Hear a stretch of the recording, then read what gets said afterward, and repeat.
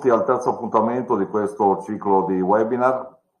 Oggi in particolare il titolo è Special Data Infrastructure per l'urbanistica, Veneto territorio sostenibile. Si parlerà quindi dei dati e dell'urbanistica, l'urbanistica e la pianificazione territoriale, quindi dell'importanza anche del sistema di conoscenze per questo tipo di applicazione.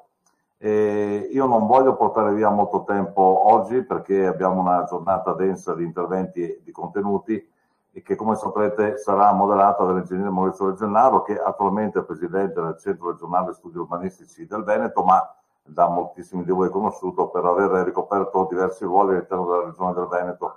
Maurizio è stato direttore della cartografia, ma anche della pianificazione dell'urbanistica, e di conseguenza è la persona adatta per questo tipo di situazione che stiamo proponendo a voi oggi. Ringrazio tutte le persone che sono collegate e naturalmente tutti i relatori che gentilmente hanno partecipano a questa produzione. Passo subito la parola all'ingegnere De Gennaro che modererà l'incontro di oggi. Grazie a tutti. Grazie Umberto, buongiorno a tutti. Io sono Maurizio De Gennaro. Umberto mi ha già presentato per una piccola parte di quello che sono stato. Attualmente sono presidente del Centro Regionale Studi Urbanistici del Veneto e faccio parte anche del Consiglio Direttivo Nazionale del Centro Nazionale degli Studi Urbanistici, che sono due ruoli che mi derivano dal fatto che ho un passato di 37 anni di Regione del Veneto in cartografia, in pianificazione e urbanistica. La giornata di oggi è il terzo appuntamento dei 4 webinar più la riunione finale che sarà tenuta a Treviso il 19 settembre. Due sono stati già fatti e oggi si tratterà dello Spatial Data Infrastructure per l'urbanistica Veneto territorio sostenibile. Io avrei da dire un cappello introduttivo su questa tematica specifica, ma i tempi, come ha detto Umberto, sono un po' cambiati, contingentati dalla necessità di poter sentire la prima relazione che ha invertito il programma da parte dell'architetto Servino Assiste, che è l'attuale direttore della Direzione Pianificazione Regionale del Veneto, che si trova proprio in Consiglio regionale per l'approvazione, speriamo presto, di questo nuovo testo unico in materia di urbanistica e territorio, e la legge 4 e Veneto territorio sostenibile. Dopo farò il mio cappello introduttivo per introdurre gli altri abbiamo 6 relazioni più una breve tavola rotonda, quindi ce n'è parecchio di carne al fuoco, e do subito la parola all'architetto Sist affinché possa dire il suo intervento sul Veneto territorio sostenibile, che è il nuovo acronimo della legge regionale della Regione del Veneto. Salvina, a te. Buongiorno a tutti, grazie Maurizio. Mi sentite? Sì. Io cercherei subito di condividere alcune slide in maniera tale da poter già darvi una serie di indicazioni.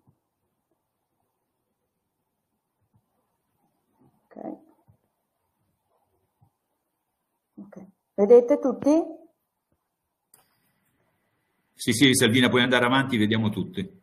Ok, grazie. Allora, parliamo di Veneto territorio sostenibile, come diceva Maurizio, dopo un lungo lavoro prima all'interno della direzione, e ringrazio ancora tutti i collaboratori, i colleghi di altre direzioni che hanno permesso questo grossissimo lavoro di semplificazione di tutta la normativa regionale in materia di urbanistica.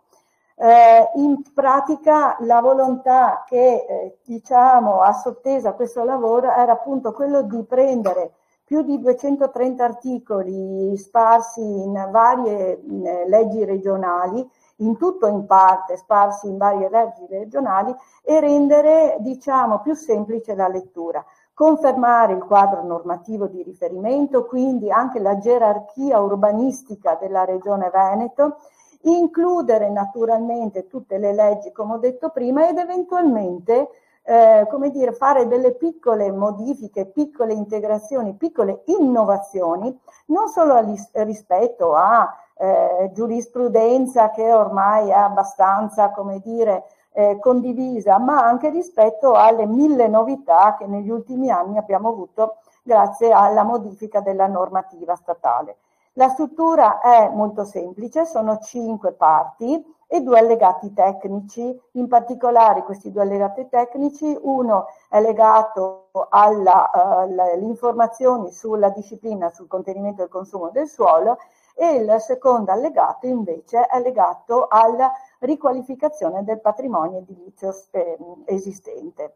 Diciamo che Veneto Territorio Sostenibile, Veneto perché comunque è legato alla nostra regione. Ricordo la legge 14/2019 chiamata appunto Veneto 2050 e poi la legge del 2021 Veneto Territorio Sostenibile, quindi in continuità abbiamo cercato di dare lo stesso nome Veneto Territorio, ma in questo senso sostenibile, proprio perché diciamo, gli obiettivi sono correlati anche ai cambiamenti climatici.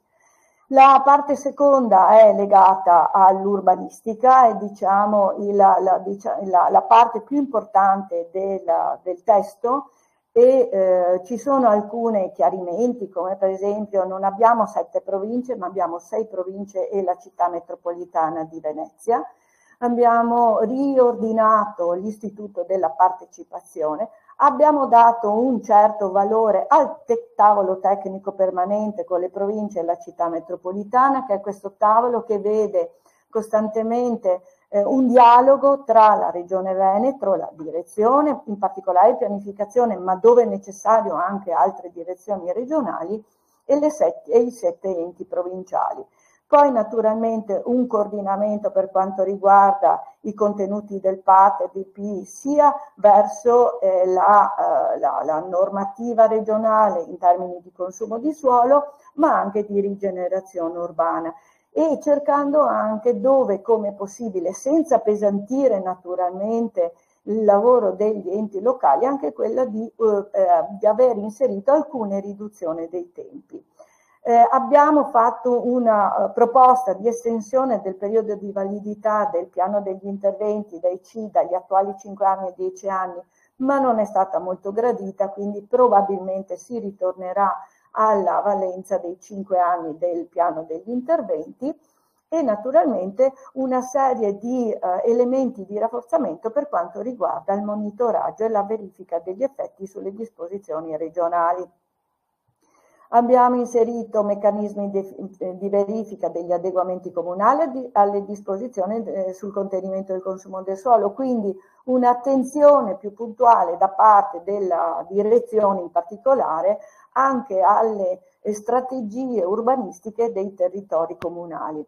Una revisione abbastanza importante per quanto riguarda i piani urbanistici attuativi, anche per a chiarezza di alcuni elementi che tutti i vari contenziosi che si sono, come dire, avvicendati negli ultimi anni hanno messo in rilievo. Quindi abbiamo anche accolto una, diciamo, giurisprudenza che ormai si è solidificata e chiarita rispetto ad alcuni problemi legati ai piani urbanistici attuativi. Innovazione rispetto alla disciplina delle dotazioni territoriali, quindi tendiamo a non chiamarlo più standard urbanistici, ma cerchiamo di andare oltre e cerchiamo, sempre nei limiti della normativa statale ovviamente, abbiamo cercato anche di cominciare a parlare di dotazioni territoriali, e per questo anche chiarimento sull'istituzione del tavolo regionale per le infrastrutture verdi, una revisione sistematica delle 3 fattispecie: aree di rispetto, aree di vincolo e zone di tutela, e quindi un chiarimento anche riguardo a questo, e un aggiornamento sulla disciplina della perequazione urbanistica. Introduzione dell'istituto della perequazione territoriale tra comuni, l'allineamento alla disciplina sulle aree non pianificate, una modifica in senso restrittivo per quanto riguarda la disciplina transitoria, cioè abbiamo cercato di inserire un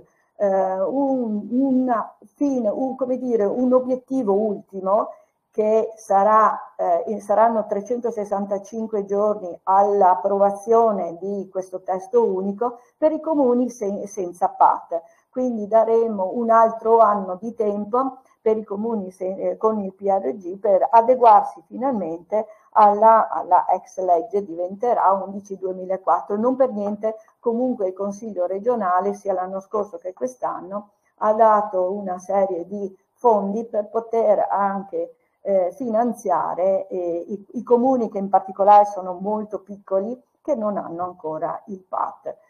Una revisione e aggiornamento degli atti di indirizzo regionali, prevedendo questa novità dei quaderni della legge urbanistica regionale.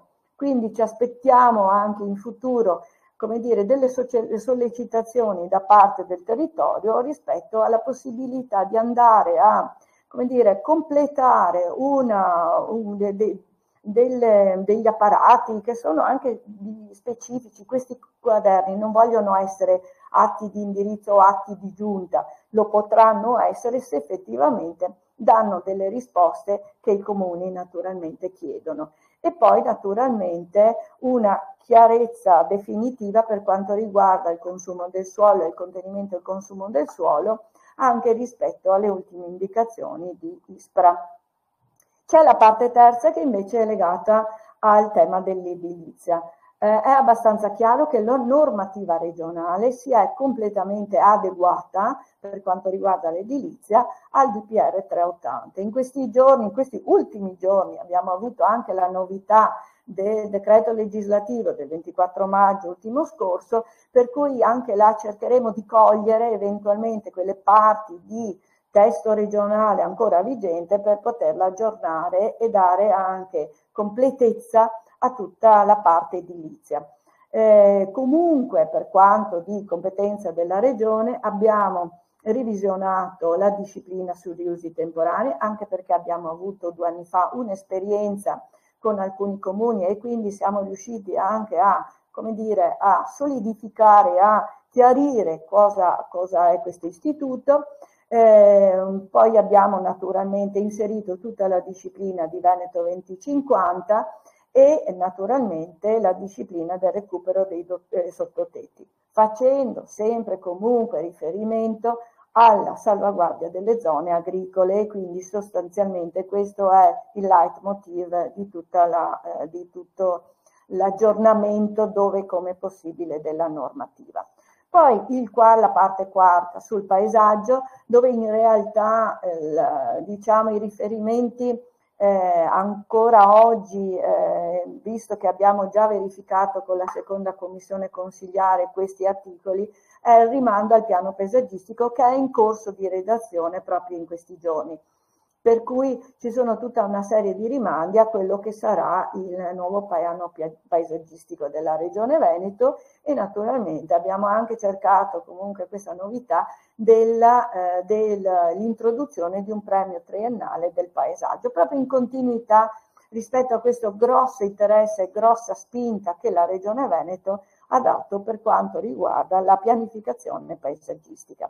Le disposizioni finali naturalmente saranno, diciamo, tutti quegli aspetti di modifica della norme che saranno abrogate e naturalmente la conseguente disciplina transitoria. Io spero di essere stata nei termini richiesti, non avrei altro da aggiungere se non quello di augurarvi un buon lavoro. Grazie Salvina, grazie per la tua esposizione. Io faccio un attimo delle riflessioni, adesso abbiamo un attimo più di tempo visto che tu puoi andare in aula o fuori l'aula.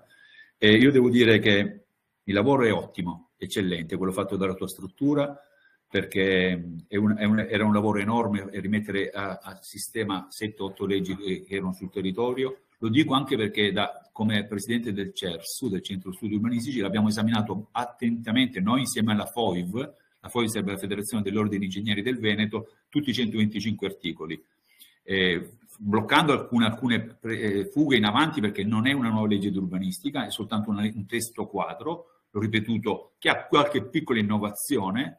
A me interessava moltissimo, l'ho trovato molto intelligente, e la differenziazione che c'è fra contenimento e consumo di suolo effettivo e contenimento e consumo di suolo programmato, perché questa chiarezza del linguaggio che purtroppo, ahimè, dovrebbe essere portata a Roma, sui tavoli nazionali, perché ogni volta che passa l'Istria ci castiga noi, Lombardia e Campania, sempre fra i più cattivi, ma c'è tutto un ragionamento da fare. No, questa è una legge che blocca, contiene il contenimento in consumo del suolo programmato. Ottima l'idea di distinguere queste due differenziazioni. Io farò del mio col Centro Nazionale Studi Urbanistici di portarla a Roma, te l'avevo già detto, presso i tavoli del Centro Studi, ma voi come tavolo interregionale, come regioni, dovreste anche insistere su questa chiarezza del linguaggio.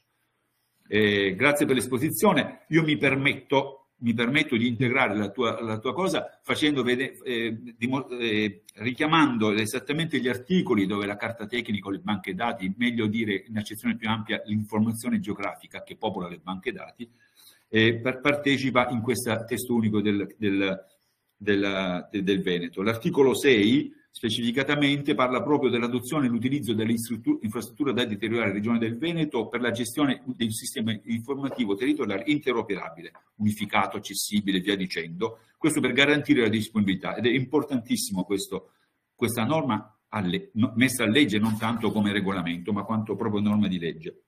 L'articolo 14, che al fine di diffondere la conoscenza delle dinamiche territoriali per agevolare le valutazioni, esiste il tavolo tecnico permanente, il TTP, che serve per monitorare proprio i dati sul contenimento e consumo di suolo, sulla rigenerazione urbana, le due frontiere della nuova urbanistica, che si avvale dell'infrastruttura dati territoriali per elaborare le politiche urbanistiche e territoriali, e fra i componenti del tavolo trovo molto corretto la posizione e la presenza del responsabile del sistema informativo territoriale. Nella fattispecie credo che sia Trivelloni.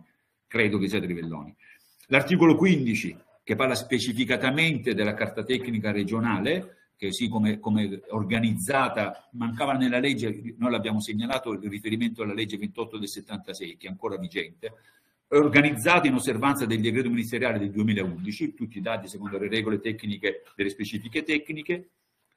Ancora l'articolo 16 col quadro conoscitivo, le basi informative territoriali, cioè il sistema integrato delle informazioni e dei dati territoriali necessari per l'analisi delle strategie, e poi l'articolo 66 quando parla dei sussidi e degli indirizzi operativi e specificatamente le specifiche tecniche per la costruzione, gestione e popolamento delle banche dati territoriali. Questi sono gli articoli che trasversalmente interferiscono su tutto il nuovo testo di legge. Ripeto che è un lavoro eccellente, egregio, nessuna regione forse ce l'ha. Io spero soltanto che la tua presenza lì a Ferrofini, al Palazzo Ferrofini, al Palazzo del Consiglio, possa essere una spinta per poter andare avanti e approvarla quanto prima per fare chiarezza sul costo. Non è una nuova legge urbanistica, l'ha detto la Salvina, lo ripeto io, anche ai miei colleghi ingegneri, è soltanto un riordino delle nuove norme sulla pianificazione territoriale. Grazie. Adesso, grazie Salvina. Adesso, prima di passare la parola agli interventi che sono previsti, primo un lato regione con l'intervento di Ilaria Tabarrani della Regione Toscana, poi Gian Bartolomeo Siletto della Regione Piemonte, dopo è previsto l'intervento di Franco Vico di AMFM, Sergio Farrugia che è qui in presenza con noi di AMFM e Stati Generali per l'ESG per l'informazione, poi c'è l'intervento di Emilio Paolo Canavese che è a un lato della Virtual Geo, della ditta Virtual Geo, e infine una tavola rotonda breve fra Claudio Perin, che è della Regione del Veneto, e Guido Baschenis della Regione Piemonte, che ringrazio tutti per la loro presenza e partecipazione. Alcune riflessioni che volevo fare. Io quando Umberto Trivelloni mi ha chiesto di poter partecipare a questo ovviamente ho accettato, perché mi lega sempre un rapporto proprio di continuità con Umberto.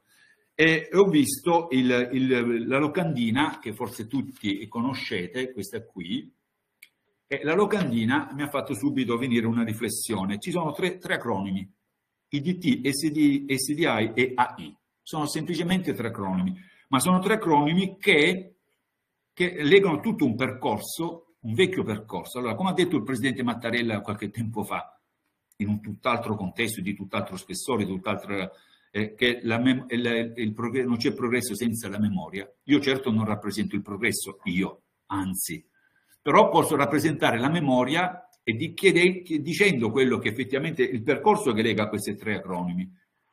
È tutto un percorso che era nato nel 2005, quando finalmente fu messo su normativa, su regolamento, il codice di amministrazione digitale, col decreto legislativo 82, finalmente si parlava ufficialmente di di dati territoriali, fruibilità dei dati, base dati. 2 anni dopo subito venne fuori finalmente la direttiva europea INSPIRE con SDI e IDT, quindi direttiva del Parlamento europeo, quindi si susseguivano questi atti e noi come regioni, come sistema delle regioni, parlo ancora a noi, e le regioni come sistema delle regioni immediatamente si adeguarono e cominciarono a cercare di poter portare a compimento gli obiettivi e le strategie previste da questi 2 importanti documenti. Poi ci fu il decreto legislativo del 2010 e il numero 32 di recepimento della direttiva INSPIRE, fino a quando non fu pubblicato nel 2011 i famosi 4 documenti dovuti dal CADE, fra cui il catalogo dati territoriali, presso il quale tutte le regioni dovrebbero fare, ogni cartografia dovrebbe essere fatta in osservanza di queste specifiche tecniche. La Regione del Veneto in questo percorso nel febbraio del 2011 presentò la sua IDT a Padova presso il Palazzo del Bo che è tutt'oggi popolata. È bene parlare di informazione geografica, come giustamente richiama il titolo di oggi, Incontrando il territorio, l'informazione geografica nell'era dell'intelligenza artificiale. È importante richiamare questi aspetti, così come è importante anche dire che a tutt'oggi la carta tecnica regionale è ovunque, io la chiamo ancora carta tecnica regionale, informazione geografica, è ovunque utilizzata. È passato dei tempi pionieristici, facciamo anche qui in regione, c'è il piano paesaggistico regionale, quello del codice del paesaggio, che col decreto legislativo 42/2004 sta cercando di portare avanti la pianificazione paesaggistica, e la Salerno Assist e la sua struttura sono attori attivi insieme alle sovrintendenze, e tutti i vincoli, tutte le aree tutelate per legge ovviamente sono georiferite, georeferenziate sulla carta tecnica regionale. Una cosa ancora che va fuori i limiti regionali, sempre come CERSU, come CENSU, come Centro Nazionale Studi Urbanistici, sono stato nominato, abbiamo concluso da pochi lavori di premiazioni di alcune tesi di laurea che riguardavano rigenerazione urbana, contenimento e consumo di suolo, cambiamenti climatici e via dicendo. Delle 28 tesi di laurea, tutte, e il premio si chiama Guido Colombo, tutte le tesi di laurea ovviamente parlavano soltanto e abbondantemente in riferimento con un utilizzo intelligentissimo parlavano della carta tecnica regionale di informazione geografica. Questo è il quadro. Poi ci sarebbe da dire 2 cose sulla intelligenza artificiale, visto che è stata messa anche qui l'intelligenza artificiale.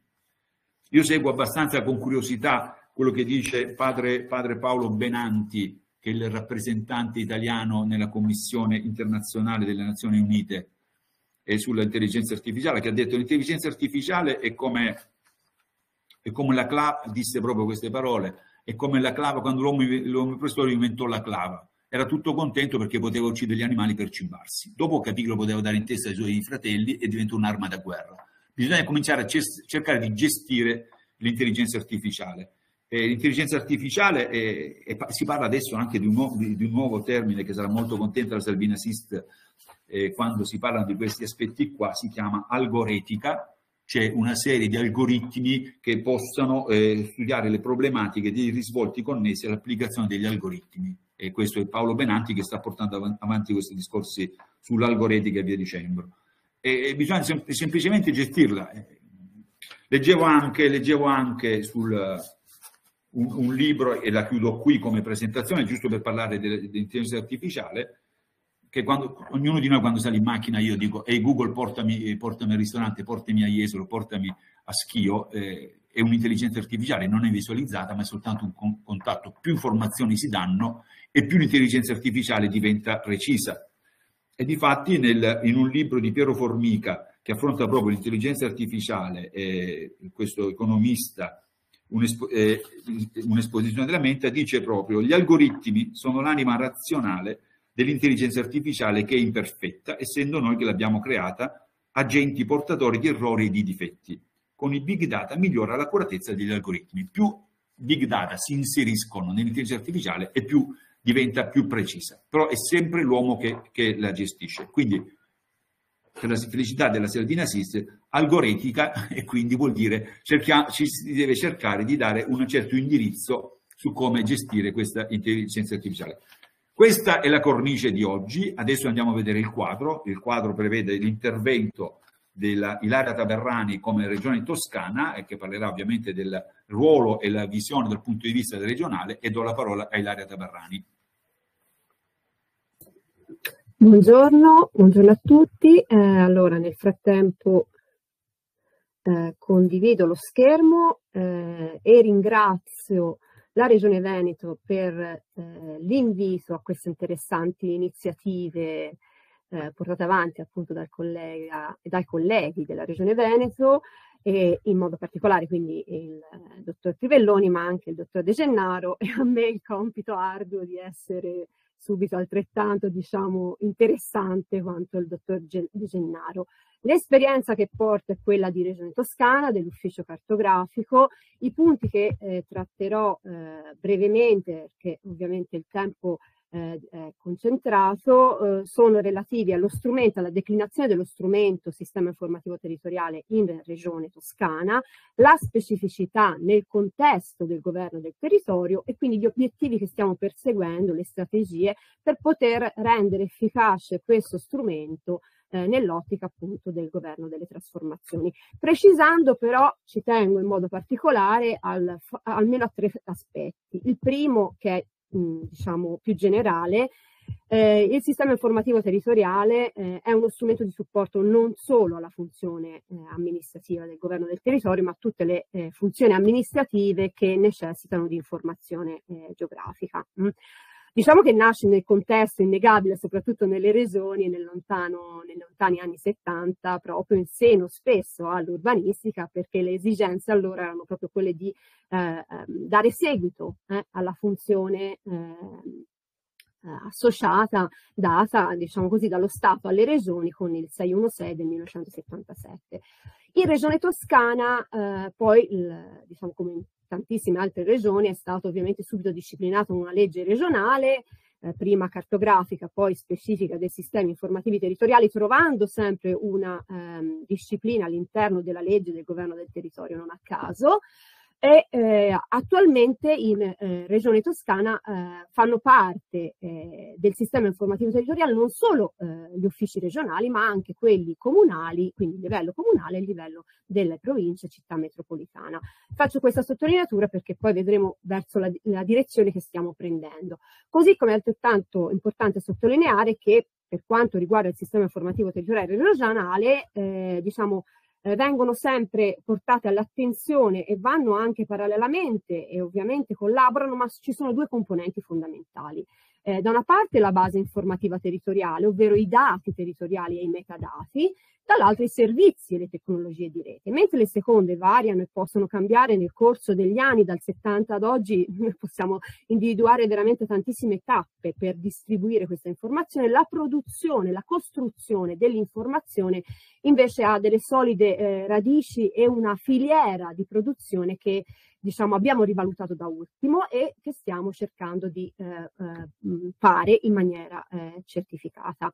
Nel contesto del governo del territorio, quindi in una delle funzioni amministrative, come sapete, materia concorrente Stato-Regioni, il sistema informativo territoriale è uno dei 3 strumenti che insieme alle norme per il governo del territorio e ovviamente al piano di indirizzo territoriale con valenza di piano paesaggistico che in Toscana abbiamo dal 2015 come piano paesaggistico, funziona e contribuisce a raggiungere diciamo quegli obiettivi che si sono posti proprio in questa disciplina, che vanno in primo luogo già da lontano appunto 2014 ma anche da prima al contrasto del consumo di suolo e anche soprattutto alla salvaguardia e valorizzazione del patrimonio territoriale, che è una definizione sostanzialmente di quello che spesso le regioni inquadrano come le risorse legate alla struttura idrogeologica, ecosistemica, insediativa, agroforestale, nonché patrimonio culturale, quindi beni culturali e beni paesaggistici. Questi sono gli elementi che ovviamente ruotano intorno e vengono fortemente conosciuti dal sistema informativo proprio per supportare gli altri 2 strumenti di governo del territorio. Non è un segreto per nessuno che la disciplina ovviamente delle trasformazioni territoriali è un ciclo che parte dalla disciplina per l'appunto la pianificazione con la valutazione, la conformazione nel momento in cui, come Regione Toscana, c'è un piano sovraordinato come il piano paesaggistico, a cui appunto gli altri piani si devono conformare, il monitoraggio e poi riparte, ma al centro di questo ciclo c'è sempre l'informazione territoriale, ovvero quella georeferenziata, per chiamare, altrimenti qualcuno potrebbe dire informazione geografica, ma di fatto sono i dati, quindi la base informativa territoriale. Si parla un po' meno, ahimè, di rappresentazione di questa informazione, ma comunque sia la produzione della conoscenza, e poi i servizi che da noi assumono il nome di Geoscopio, ecosistema per l'informazione territoriale, il monitoraggio, eccetera. Non vi parlerò di questa seconda parte perché altrimenti appunto porterebbe via molto tempo. Mi concentro molto di più, tra l'altro perché la conosco anche meglio personalmente, perché sono responsabile proprio di questa unità, della costruzione della base informativa territoriale, che in Regione Toscana è suddivisa in 4 grandi sezioni proprio per una facilità di gestione, da sempre, non da recentemente, fondamentalmente legata alla sezione dell'acquisizione dell'informazione da telerilevamento, in modo particolare da ultimo sempre più importante, basti pensare ai dati satellitari, alla sezione poi che trasforma quell'informazione in basi informative topografiche, quindi la carta tecnica regionale già molto ricordata, le basi informative tematiche, dove c'è tutto il mondo delle conoscenze settoriali, e poi non a caso ha una sua sezione specifica tutto il mondo degli atti di governo del territorio, ovvero di pianificazione, che quindi mappano i fenomeni, disciplinano i suoli. In questo contesto le strategie principali, ovviamente, quindi le azioni di Regione Toscana dal 2018 in poi, sono fondamentalmente legate tantissimo alla filiera della formazione del dato, ovvero della base informativa territoriale, e quindi in un ideale, diciamo, percorso di produzione che va dalla programmazione fino al rilascio dell'informazione, diventano cruciali almeno 4 punti. Il primo, nella programmazione, la necessità di condividere le informazioni, non solo col mero scambio, il rilascio dell'informazione, ma anche di avere un rientro da chi utilizza quel dato, così che si possa creare, diciamo, un miglioramento e anche una coerenza tra le banche dati.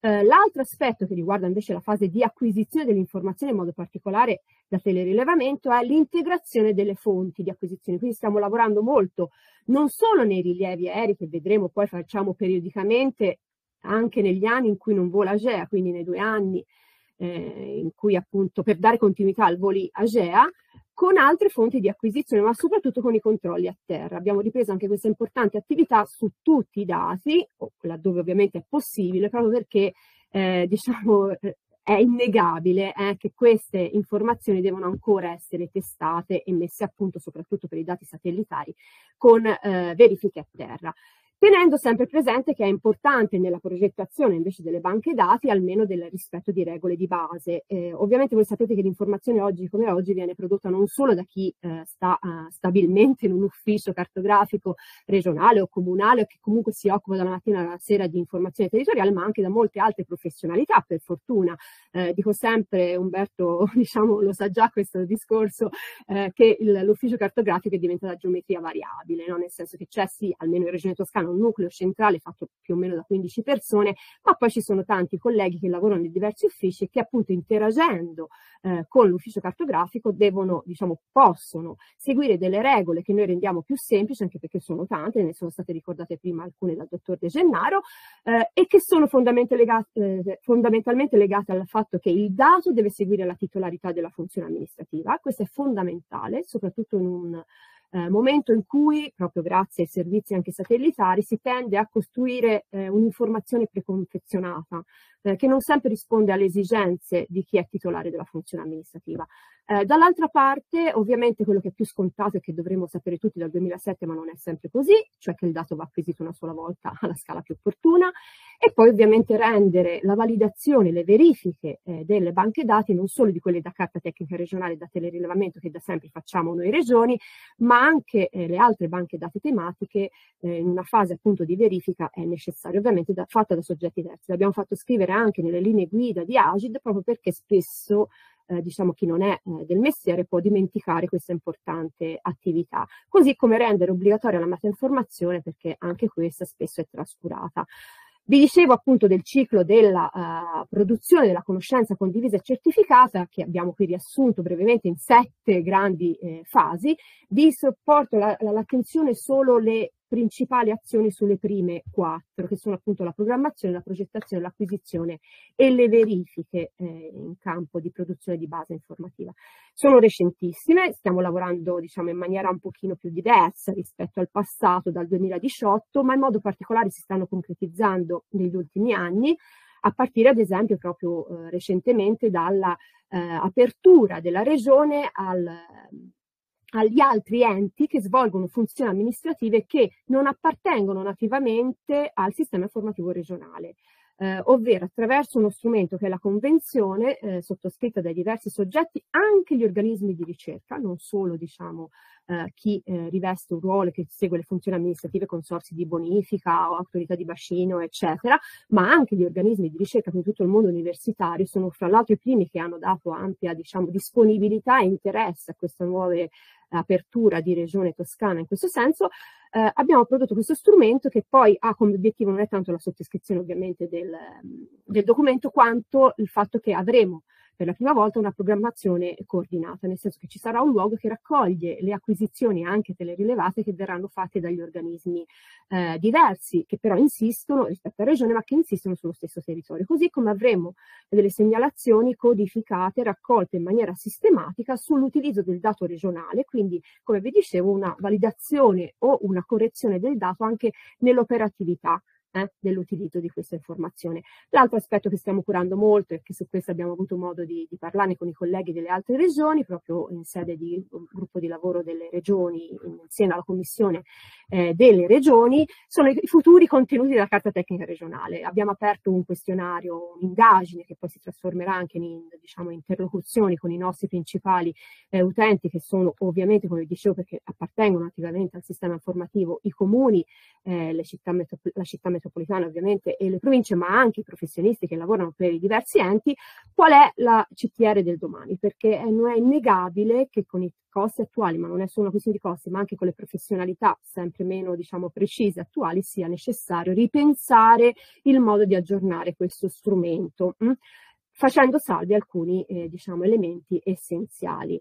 L'acquisizione, in campo di acquisizione di rilievi, quindi aerei, vi dicevo, abbiamo fatto addirittura una modifica alla legge regionale del 2019, prevedendo per la prima volta un articolo specifico sul telerilevamento, che fa sì che la regione possa fare annualmente, come vi dicevo, rilievi multispettrali con precisione di 15 cm a terra, tutti gli anni, coevi su tutto il territorio della regione toscana, isole comprese. Ovviamente questo vuol dire portare e sostituire, diciamo così, all'utilizzo improprio di molte immagini di tipo commerciale a una certificazione, perché voi sapete che le regioni acquisiscono i fotogrammi e anche le ortofoto in maniera certificata, codificata, collaudata e quant'altro, così come abbiamo anche previsto e stiamo facendo rilievi aerei, ma anche acquisizioni satellitari grazie all'accordo con le agenzie spaziali di tipo iperspettrale, che anche questo hanno una ripercussione nel mondo del governo del territorio. Non vi sto a dire ovviamente i contenitori, ripeto, i servizi possono cambiare la forma, quello che mi interessa sottolineare è la gestione diciamo, di questo innumeroso enorme patrimonio informativo che non abbiamo solo in Toscana, abbiamo come regione, come sistema regione. Questo va fatto salvo anche rispetto alle future governance nel mondo dell'acquisizione dei dati territoriali, con livelli di precisione appunto eccezionali. I rilievi spettrali qui insomma sono semplicemente un'esemplificazione per dire poi che tutta questa informazione nel mondo del governo del territorio si trasferisce ad esempio nell'utilizzo per conoscere meglio il fenomeno del consumo di suolo, che è stato ricordato anche prima, proprio a proposito della banca dati del Sistema Nazionale di Protezione Ambientale, ovvero il dato che coordina ISPRA. Grazie a queste informazioni di dettaglio che facciamo tutti gli anni, oltre ad altre sperimentazioni in corso, riusciamo a leggere in maniera più diciamo precisa e puntuale le informazioni, scoprendo ad esempio che nel dato ISPRA la voce cantieri è quella che poi assume, diciamo, una percentuale altissima in tutti questi anni. In Toscana non abbiamo, diciamo, non tocchiamo per ovvie ragioni ovviamente i livelli di altre regioni, ma i pochi ettari che comunque vengono calcolati come consumo di suolo sono non legati agli edifici. Quindi la copertina con davanti l'edificio non vale in Regione Toscana, ma vi posso assicurare dalle analisi che ho fatto, che mi hanno chiesto altri colleghi, non vale per tante altre regioni, sono prevalentemente cantieri e diciamo movimenti terra che possono succedere. Ad esempio, vi faccio veramente degli esempi rapidi, al Comune di Firenze sono stati attribuiti in un anno 16 ettari però di quei 16 ettari 10 erano una cassa di espansione, quindi un movimento veramente legato solo al satellite. Un anno ha visto una cosa, l'anno dopo, diciamo, era un attimino trasformata. Ecco, questo è stato, rientra nel calcolo del consumo di suolo del Sistema Nazionale di Protezione Ambientale. Oppure un altro esempio che vado a chiudere, su quest'altro comune, 15 ettari erano legati a uno scavo per il metanodotto. Quindi, ripeto, questa informazione, insieme a quelle più innovative che stiamo testando grazie proprio a una collaborazione con l'Agenzia Spaziale Italiana, porteranno a una maggiore conoscenza del suolo, della sua caratteristiche chimico-fisiche.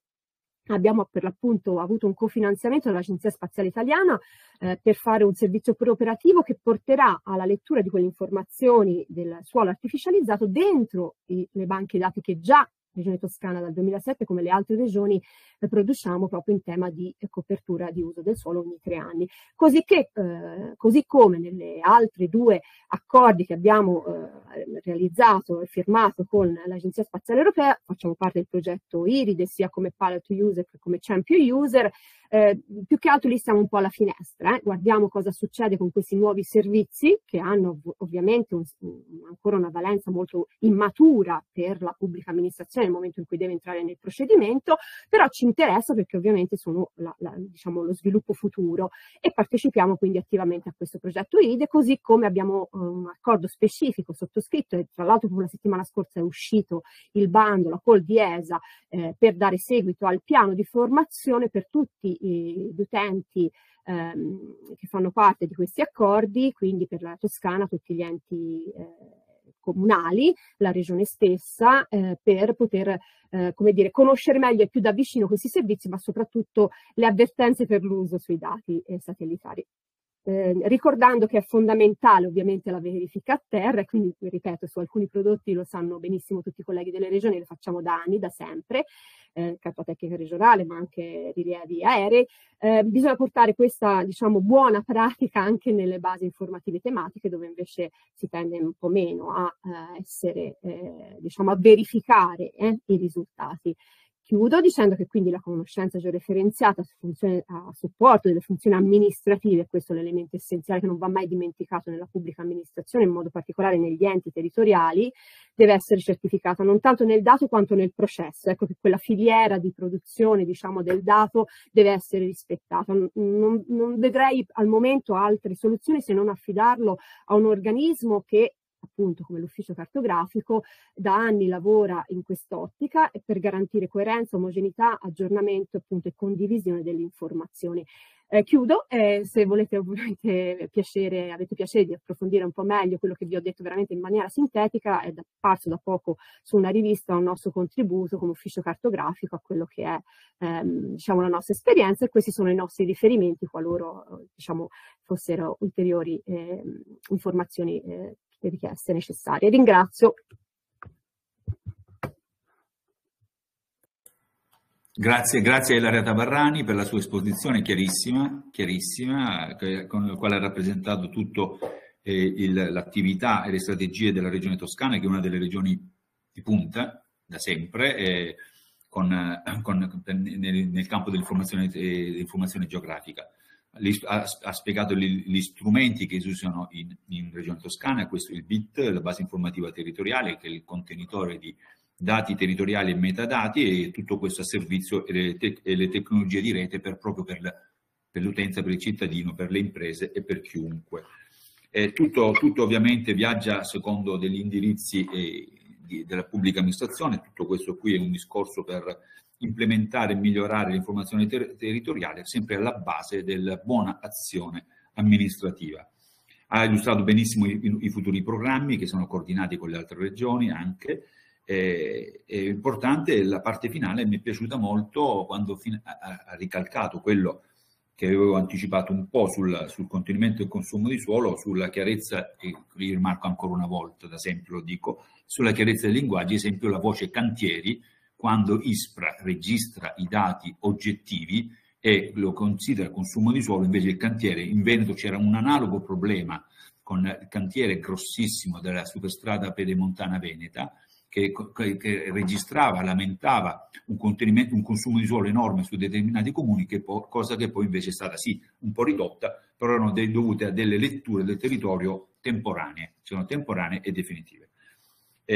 Ho detto grazie Ilaria per la regione, come regione toscana, altra regione di punta nel panorama di quello che si è mosso da sempre nelle regioni attraverso il tavolo interregionale è la regione Piemonte, anch'essa da sempre molto attiva e molto attenta a tutte le politiche e le strategie, e passo la parola a Gian Bartolomeo Siletto, detto Gianni, visto che siamo in un periodo di elezioni, tutti lo conosciamo come Gianni, e per la rappresentazione dell'attività della regione Piemonte, sempre su queste tematiche. Grazie Maurizio, ecco che provo a condividere lo schermo.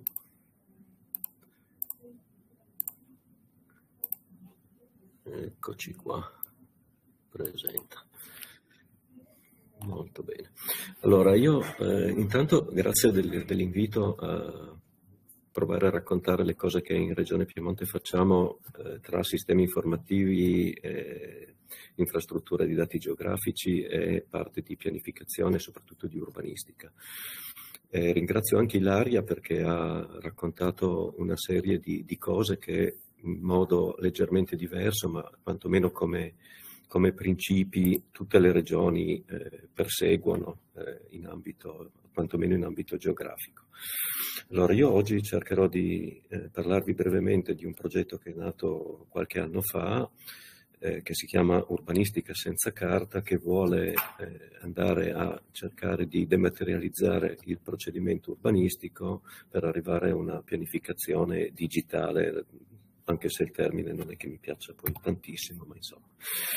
Allora, questa slide è giusto per contestualizzare un po' l'evoluzione della pianificazione, ma anche del mondo geografico, che hanno avuto un'evoluzione diciamo abbastanza parallela, nel senso che ovviamente per fare della buona pianificazione occorrono dei dati di base certi, certificati e insomma attendibili, e quindi vediamo qui che per esempio in Piemonte la legge urbanistica risale al 77, poi ha avuto varie evoluzioni nel 2013 eccetera, e anche dopo. La cartografia parte più o meno negli anni 90, anzi parte prima ma poi si condensa con una prima CTR negli anni 90 e poi finalmente in un database geotopografico intorno al 2000-2010. Nel frattempo nasce anche un geoportale, nel frattempo arriva Inspire, arriva il CAD, arrivano varie iniziative. Finalmente nel 2017 nasce anche quella che abbiamo chiamato infrastruttura geografica regionale, di cui magari vediamo anche una slide dopo, ma che cerca di mettere un po' a frutto un modello collaborativo di condivisione dei dati, quantomeno all'interno della pubblica amministrazione, ma esteso anche ai privati, un po' le stesse cose che ci raccontava Ilaria poco fa. I piani regolatori. In Piemonte i primi piani regolatori, vabbè, c'è un boom negli anni 80, dopo la prima legge ovviamente, poi un po' discesi, i 1180 comuni sono tutti dotati ovviamente di un piano regolatore con varie varianti. Quella linea tratteggiata rappresenta, non è aggiornatissimo questo grafico, ma insomma la durata di un procedimento urbanistico in anni, come è variata nel tempo. Ecco, adesso si contano una 20 o 30 varianti generali all'anno, forse un po' meno, con dei tempi di redazione, approvazione, eccetera, ancora piuttosto lunghi. per fare della buona pianificazione ovviamente bisogna prendere in considerazione tanti dati, confrontare gli strumenti sovraordinati che sono a scale ovviamente più generali, approfondire, fare approfondimenti, modificare e riportare queste informazioni alle scale dei piani, e ovviamente i piani a loro volta concorreranno all'aggiornamento e alla specificazione degli strumenti sovraordinati. Tutte queste informazioni, perché siano utilizzabili, devono per quanto possibile, il più possibile, essere sovrapponibili, no? La pianificazione urbanistica in particolare, essendo conformativa poi delle proprietà, necessita di un'informazione geografica molto, molto precisa e possibilmente coerente con la base catastale di riferimento, cosa che non sempre è facile da ottenere.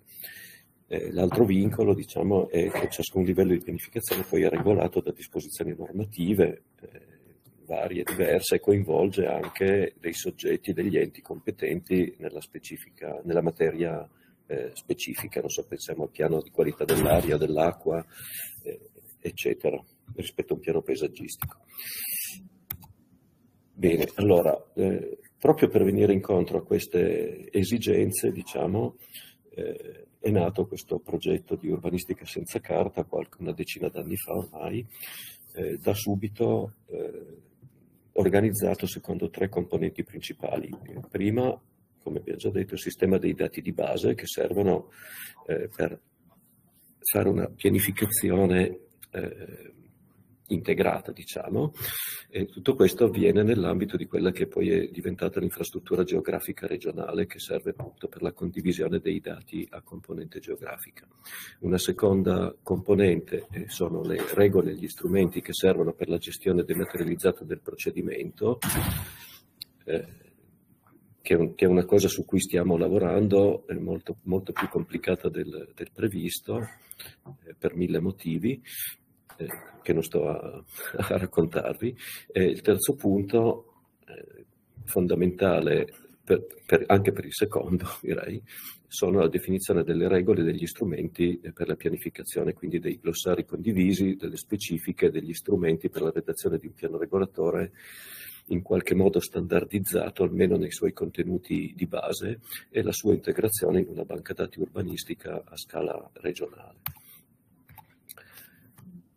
Allora, il sistema dei dati di base sostanzialmente coincide con quella che è da qualche anno l'infrastruttura geografica regionale. Un'infrastruttura geografica, immagino che lo sappiate tutti, ma lo riassumo in 3 parole, è un qualche cosa che si compone di accordi, politiche e tecnologie che permettono agli utenti, agli utilizzatori, di ricercare dei dati, accedere a dei dati che sono messi a disposizione da un sistema informativo territoriale, da un geoportale, attraverso degli strumenti di ricerca che sono appunto i geoportali con i metadati, i cataloghi di metadati, che permettono la fruizione di dati attraverso degli strumenti di pubblicazione, dei servizi di pubblicazione.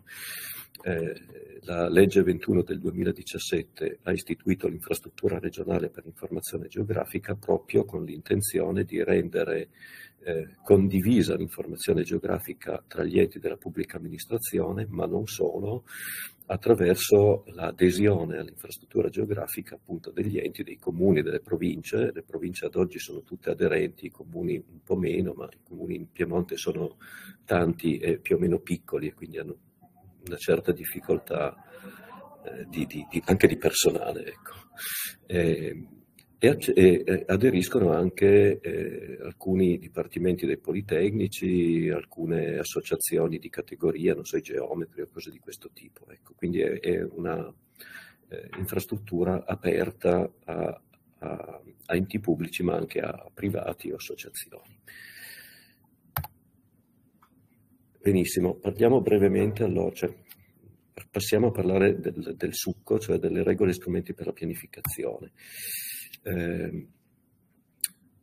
USC ha definito, attraverso la pubblicazione di un paio di delibere che hanno approvato 3 fascicoli, definisce quali sono le componenti concettuali principali che concorrono alla struttura di un piano regolatore comunale tipo.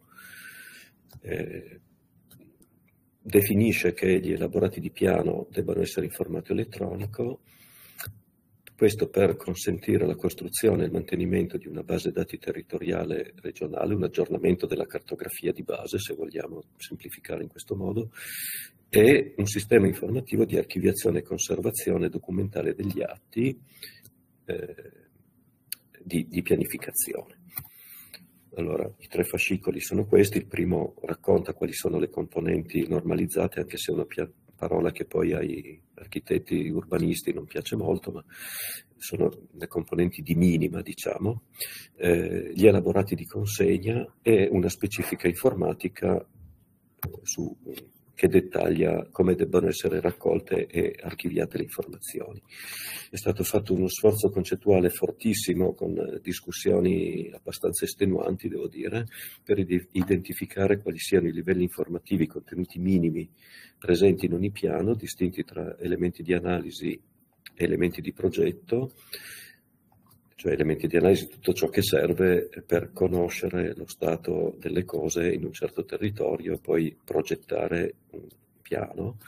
I contenuti corrispondono a uno o più livello informativo, un layer di un geopackage, uno shapefile, quello che si vuole, che andranno poi a comporre le tavole che saranno poi dei PDF firmati digitalmente, eccetera, per venire incontro alle esigenze dell'archiviazione sostitutiva. Di ogni contenuto, appunto, sono definiti dei glossari, cioè che corrispondono ai domini degli attributi in informatichese. Gli elementi di analisi sono tantissimi, si passa dai livelli di base, cioè la cartografia di riferimento, e a una cartografia catastale georiferita sulla cartografia di riferimento, per cercare di minimizzare le differenze tra appunto la cartografia catastale e la cartografia tecnica, diciamo, regionale, e una serie di livelli propedeutici alla progettazione che vanno dal quadro dei vincoli di vario tipo, ai RIR, alla zonizzazione acustica, al piano paesaggistico, eccetera. Ecco, nota importante: i contenuti dell'urbanistica senza carta ovviamente riguardano gli elaborati della pianificazione a scala comunale e si basano sulla normativa vigente, cioè la legge del 56 con le sue modifiche e integrazioni. Per fare l'urbanistica senza carta occorre che ci sia un database topografico multiscala che in qualche misura include l'informazione catastale. In Piemonte si utilizza il metodo della copianificazione, per cui il comune, la provincia e la regione insieme in conferenza di servizi decidono l'attuazione del piano, e questa copianificazione ha bisogno di informazioni condivise tra gli enti che partecipano a queste conferenze, no? Benissimo, allora noi abbiamo parallelamente a tutto questo sviluppo concettuale, diciamo, dell'urbanistica senza carta, abbiamo avuto modo di andare a fare una mosaicatura dell'informazione catastale per ridurre gli errori di sovrapposizioni o buchi tra comuni confinanti, tra fogli catastali confinanti, ottenendo una cartografia catastale che si avvicina molto, se non si sovrappone perfettamente, si avvicina molto alla base topografica regionale. Nel fare questo abbiamo anche recuperato le carte catastali di impianto, che danno modo di avere una lettura anche evolutiva del territorio. Okay. Parallelamente a questo progetto, anzi come corollario di questo progetto di trattamento dei dati catastali, viene bene dire o proporre ai comuni di condividere un limite amministrativo che si basa sulla mosaicatura dei fogli catastali, e questa è un'altra attività che stiamo portando avanti un po' faticosamente, ma insomma si procede pian pianino. Allora, le componenti normalizzate di un piano ovviamente sono poi la parte principale, no? E definiscono quelle che sono le zone normative. Zone normative che sono poi l'ossatura del piano regolatore. Okay, l'area normativa quindi è la sintesi di tutti gli elementi di analisi, deriva dalla sovrapposizione di alcuni livelli progettuali, ma soprattutto definisce tutte le possibilità progettuali e le modalità attuative poi delle singole zone. Il fatto di avere delle informazioni che sono sovrapponibili e trattate sotto forma di livelli informativi geografici coerenti consente di fare delle sovrapposizioni e di dare delle informazioni in modo anche visivo, costruito e in modo omogeneo. Ecco, ovviamente questa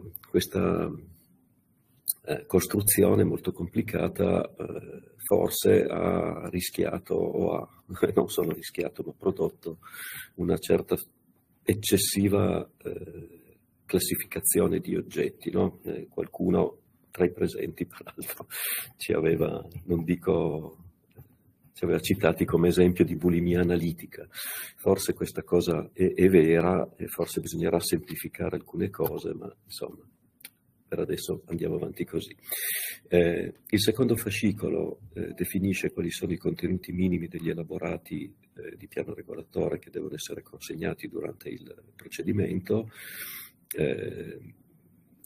Lo stesso contenuto, lo stesso livello informativo può essere rappresentato su più tavole e deve essere certificata la corrispondenza di contenuti tra i livelli informativi che compongono le tavole e le tavole stesse, che poi sono i PDF firmati dal professionista del comune.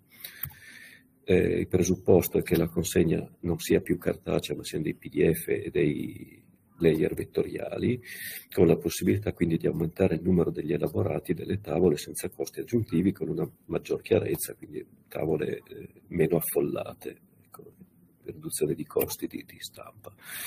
Qui nasce un problema che immagino che poi sarà, anzi che sicuramente è stato affrontato anche da altre regioni, su quale sia il reale poi valore giuridico del piano in formato completamente digitale.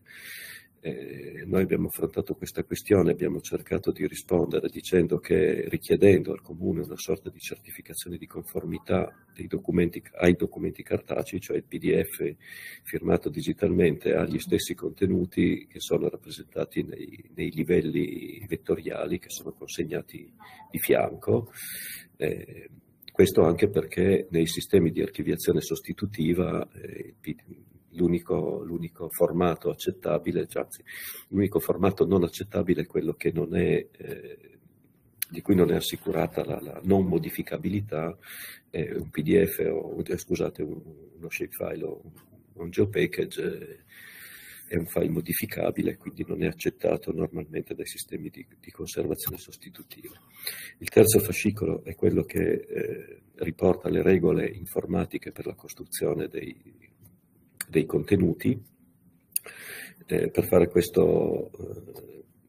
specifica sono stati utilizzati gli strumenti della metodologia GeoML, che è una metodologia messa a punto grazie al lavoro delle regioni negli anni e che è stata utilizzata per la specifica del database geotopografico nazionale, cioè la specifica nazionale per la costruzione dei database, che garantisce la coerenza interna della specifica, produce automaticamente i livelli vettoriali vuoti e le tabelle di dominio e soprattutto dà la possibilità di verificare la coerenza degli elaborati di consegna digitali con la specifica e la correttezza topologica delle geometrie. Ovviamente tutta questa cosa qui, che ormai è obbligatoria, da quest'anno è obbligatoria per le varianti generali, costerà un impegno economico, ma soprattutto secondo me un impegno culturale e tecnico per essere portata avanti, ma migliorerà sicuramente i contenuti e la qualità dei piani, perché in qualche modo è garantita la coerenza per tutte le informazioni che li compongono, faciliterà la lettura non tecnica del piano, perché la stessa cosa avrà lo stesso nome dappertutto e farà risparmiare tempo alle istruttorie per lo stesso motivo sostanzialmente. In più, crea una certa quale apertura nel mercato professionale, perché alcuni giovani professionisti specializzati o molto più ferrati nelle tecnologie GIS avranno qualche possibilità in più di lavoro. Ecco. Io terminerei la presentazione così, questi sono i contatti, se ci sono questioni che volete approfondire contattatemi pure liberamente, grazie a tutti. Grazie Gianni, ringraziamo il dottor Siletto per la sua esposizione col punto di vista delle strategie della regione Piemonte, ripeto, una delle regioni punte insieme alla Toscana, Veneto e Lombardia e altre del nord, che si lavorava nel tavolo interregionale. Ha spiegato, illustrato questo sempre con chiarezza, l'urbanistica senza carta, questo ambizioso progetto che bisogna soltanto insistere perché poi alla fine è assorbito, tracciando tutto il percorso storico della carta tecnica regionale del Piemonte dal 77 in poi, fino a quando è stata fatta nel 2017 l'infrastruttura geografica regionale, il sistema di base di dati più le regole e gli strumenti per la gestione dematerializzata. Il sistema, per chi è del settore ricorda benissimo che banche dati vuol dire anche metadati, e metadati e dati partecipano tutto realizzati secondo gli strumenti del GUML, sia il validator che il catalogo, che sono degli strumenti che sono stati realizzati sempre in ottica del famoso CAD che dicevo stamane nel mio intervento iniziale. E tutto questo è una metodologia condivisa per le procedure, per le PRG. Già qualcuno si è adattato, qualche altro si adatterà. Ha detto una riflessione che mi consente anche di dare l'introduzione a Franco Vico. Ha detto una cosa interessante: la reale valore giuridico del piano informatico digitale. Questa è sempre una domanda che ha sempre ripercorso quando si facevano la standardizzazione dei dati territoriali, il catalogo dei dati territoriali e via dicendo. E adesso vediamo se Franco Vico riesce, a cui do la parola adesso, a parlare proprio del valore giuridico dei dati, lui che ha la sua fortissima, grande esperienza, la sua visione anche di livello europeo sui progetti Inspire e via dicendo, le esigenze di avere questi GIS, il fabbisogno, le competenze e via dicendo. Vediamo se Franco, che saluto e invito a prendere la parola, riesce a dare risposta a questo oppure se ha un'altra sua lettura. Grazie. Grazie. Il mio intervento è un po' una generalizzazione, magari anche un po' inutile rispetto a anche cose che sono state dette dai due colleghi che mi hanno preceduto. Maurizio parlava di memoria, a me pare sempre utile ricordare, e metto qui questi due nomi per ricordare che la storia dei GIS inizia dalla pianificazione territoriale, con la pianificazione territoriale. Dangermond è un landscape architect che, passando attraverso un laboratorio di computer graphic e spatial analysis di Harvard, poi fonda l'ESRI nel 69. Tomlinson è un po' meno famoso di Dangermond, non ha una pagina su Wikipedia, è un po' più vecchio ed è anche morto. Tomlinson è una persona attiva in Canada, dove crea questo sistema informatico, Geographic Information System del Canada, per il Land Inventory, che viene generalmente riconosciuto appunto come il primo GIS che integra le funzioni di gestione con quelle di planning. Quindi il GIS nasce con riferimento a un ambito applicativo ben preciso, che è quello della pianificazione territoriale, e questa storia in qualche modo è la storia attraverso cui cresce anche in Italia. In Italia chi porta i GIS sono i comuni prima e le regioni negli anni '80 del secolo scorso, dove c'è un ufficio urbanistico e un centro di elaborazione dati che riescono un po' a parlarsi e si cominciano a fare delle cose.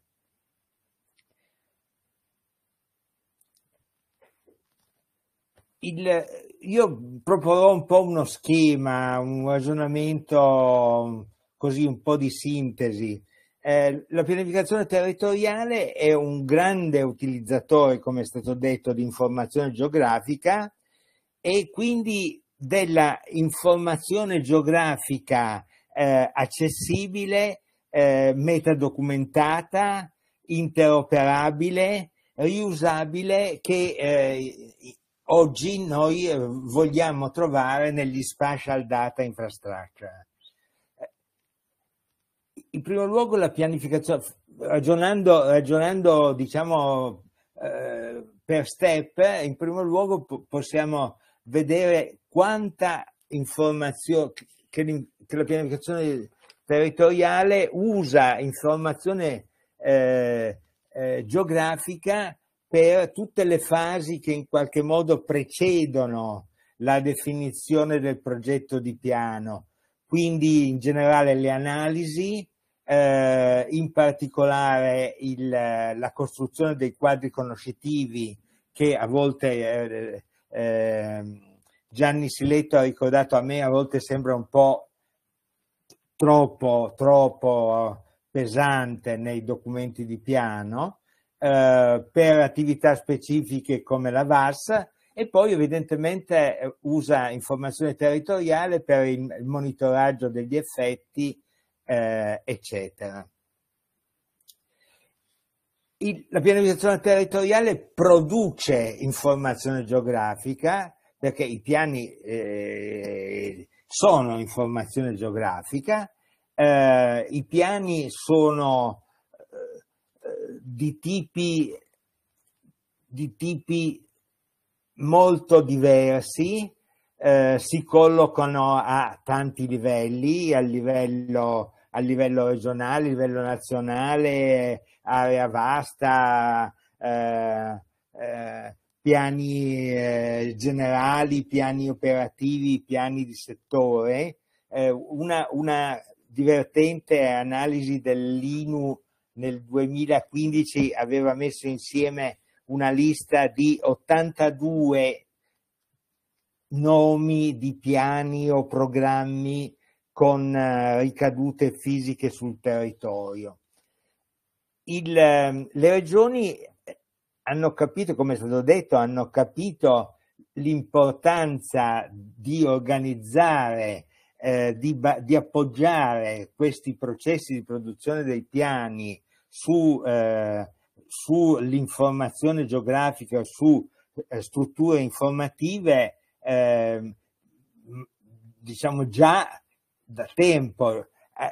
Già nei primi anni 2000 tutte le regioni, con l'eccezione di 4 su 21, avevano la LUR che conteneva un riferimento ai SIT e o avevano delle specifiche tecniche per i geodatabase dei piani e o il geodatabase dei piani era obbligatorio per l'approvazione dei piani stessi.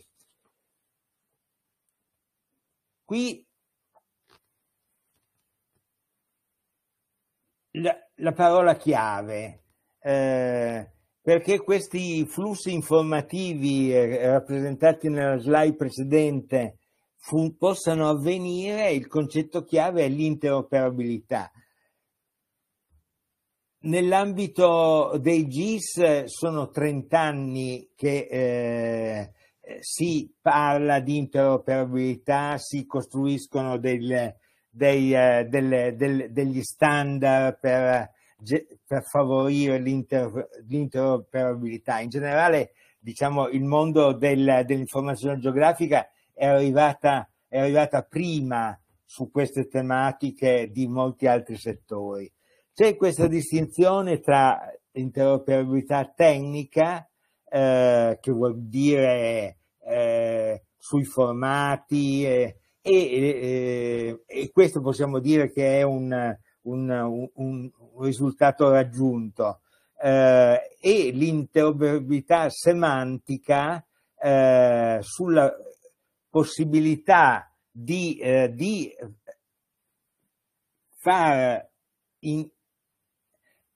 sovrapporre in modo significativo informazioni provenienti da diverse fonti. E qui il tema è modello dati, che poi vuol dire anche, a volte lo chiamiamo glossari, ma c'è un tema che a volte è un po' visto lateralmente, l'individuazione dei dataset di riferimento, che sono la condizione per l'applicazione di quel principio base di tutta questa storia che è once only.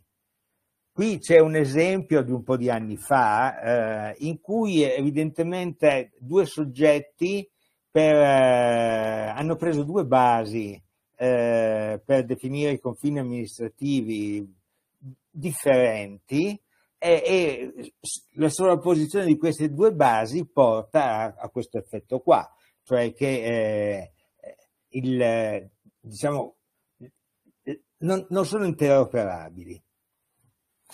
Questa sovrapposizione di strati ce l'ha già fatta vedere Gianni Siletto, la riprendo per enfatizzare e sottolineare i percorsi circolari che possono instaurarsi tra i soggetti che sono responsabili di questi diversi livelli, di questi diversi strati informativi, che in certi contesti vengono definiti i custodi di quella informazione. Il processo pianificatorio, come è stato detto, avviene attraverso l'overlay di strati informativi molto numerosi, informazioni relative alla idrografia, informazioni relative ai vincoli, relative a piani sovraordinati. Questa informazione è costruita da soggetti diversi possiamo in generale dire è costruita a scale differenti, quindi con livelli di accuratezza e livelli di dettaglio differenti, quindi una consistenza topologica in senso proprio è difficile o impossibile in generale tra tutti questi livelli. Alcuni di questi livelli sono, come ha già accennato Gianni, alcuni di questi strati informativi costituiscono il vero e proprio progetto del piano. Ecco, questi livelli devono essere tra di loro consistenti topologicamente non è così difficile che questo risultato sia raggiunto nella misura in cui questi sono costruiti sul livello di base che si è individuato. In alcuni contesti e forse anche nel documento della Regione Piemonte si accenna al riuso a livelli di maggior dettaglio delle informazioni, ad esempio del piano paesaggistico regionale, con una verifica della informazione presente a quel livello, confrontandola con le informazioni disponibili a livello comunale, e si accenna a un'azione di ritorno di questa informazione verso con la creazione di un circolo virtuoso che provochi una crescita in generale della informazione presente. In altri contesti, per esempio, io avevo letto un documento della Regione Sardegna questo ragionamento era esplicitamente articolato. Non saprei dire qual è stato l'effetto del prevedere diciamo, questo circolo virtuoso. Questo ragionamento del creare un processo di arricchimento dell'informazione è un ragionamento cruciale, ecco, rispetto all'idea di spatial data infrastructure. Sono già state citate la conferenza di copianificazione del Piemonte. Queste conferenze di pianificazione sono presenti anche in altri contesti regionali. Queste sono situazioni di nuovo in cui deve essere la festa dell'interoperabilità dell'informazione geografica, perché soggetti diversi, molto diversi, anche per esempio non solo regione, Piemonte, regione, provincia, comuni, ma per esempio anche il gestore di un parco, per esempio, eccetera, si trovano intorno a un tavolo per generare un accordo, accelerare i processi pianificatori e generare un accordo su un certo tipo di risultato. Ecco, quello è una condizione di nuovo che, magari con un eccesso di ottimismo, si può vedere, diciamo così, come un momento di creazione di processi virtuosi di arricchimento dell'informazione geografica. Un ultimo punto è richiamato già, ma lo richiamo, è la questione del valore legale dei piani in formato digitale. È chiaro che grosso modo prendiamo atto che la soluzione che è stata adottata è un po' quella di congelare questa informazione, congelarla in un PDF di quel tipo lì, e noi sappiamo benissimo che l'informazione urbanistica è complessa e che un WebGIS ci permette per esempio di leggere accendendo e spegnendo dei layer, zoomando e quant'altro, ci permette di leggere in modo molto più facile le interrelazioni e quant'altro. Mentre invece in un PDF tutto questo è congelato quindi è una soluzione che fa perdere molto, diciamo, delle potenzialità.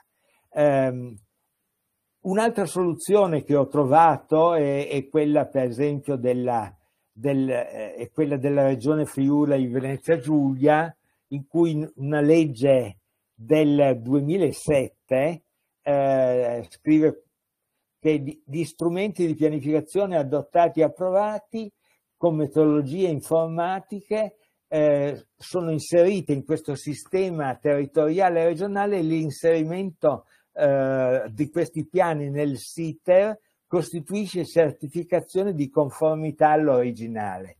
Questo è di nuovo un altro rovesciamento, no? Un po' del problema.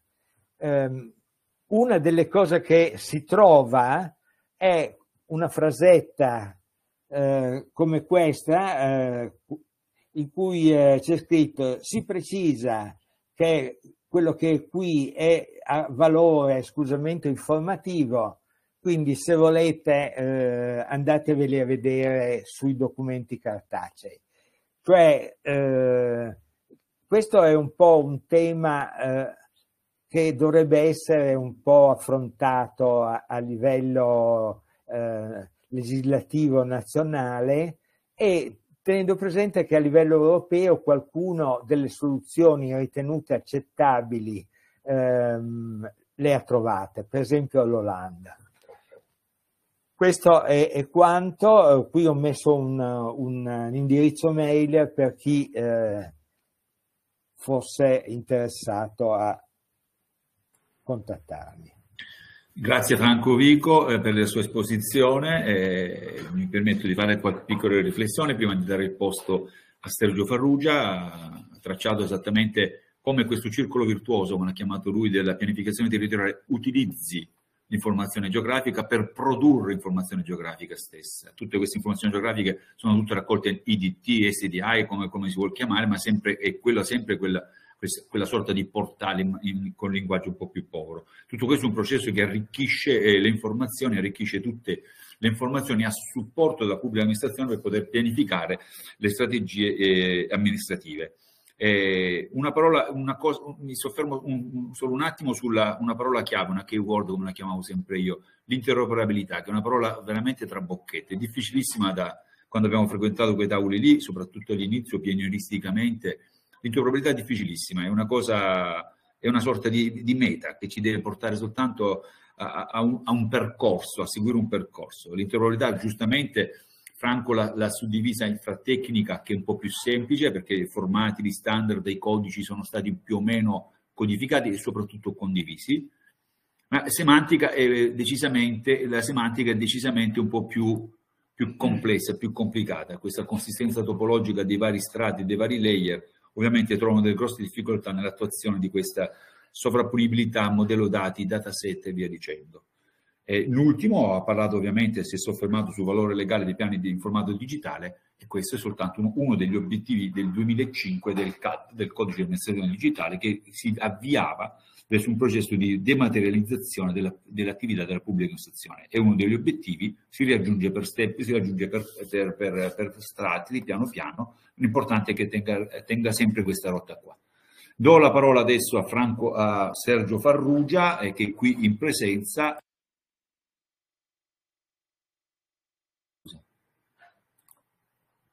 E do ora la parola a Sergio Farrugia, che ci dà il punto di vista degli stati generali per informazione e via dicendo. Sergio.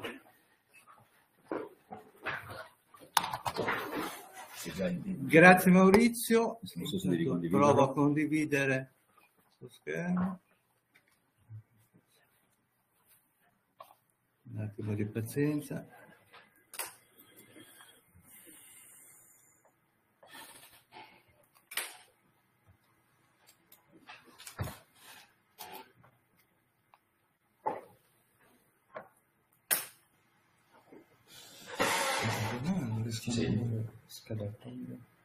No, mi hanno detto questo. Ecco.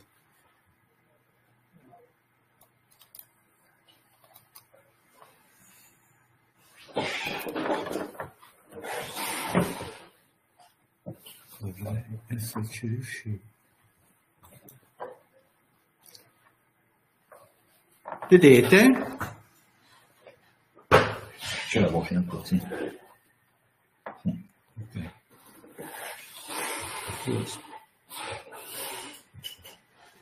Intanto buongiorno a tutti e ringrazio Regione Veneto, in particolare Umberto Tovaglioli, per avermi coinvolto in questa, devo dire, in più seminari riguardanti questo ciclo di webinar, e cercherò di portare un contributo alla discussione dal punto di vista, diciamo, quella che è l'esperienza dal punto di vista delle associazioni.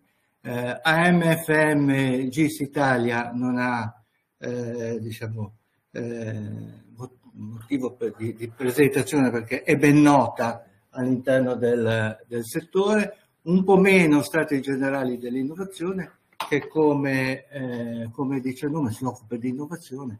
Diciamo, sono un'ottantina, 70-80 soci di anno in anno, particolarmente appassionati professionisti, oppure semplicemente appassionati ai temi dell'innovazione, in particolare quella digitale, e diciamo, in questa cornice rientra anche diciamo, l'innovazione apportata dai dati geospaziali, dai dati e dai servizi e dalle applicazioni riguardanti le tecnologie geospaziali.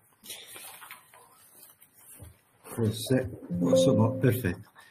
Quindi sostanzialmente è diciamo, una pubblicità che vorrei fare alle associazioni, dice, ma perché diciamo, è vantaggioso iscriversi e fare vita sociale? Adesso qui proverò con qualche esempio di dare giustificazione, sperando che qualcuno, anzi molti, poi diciamo, rimangano coinvolti.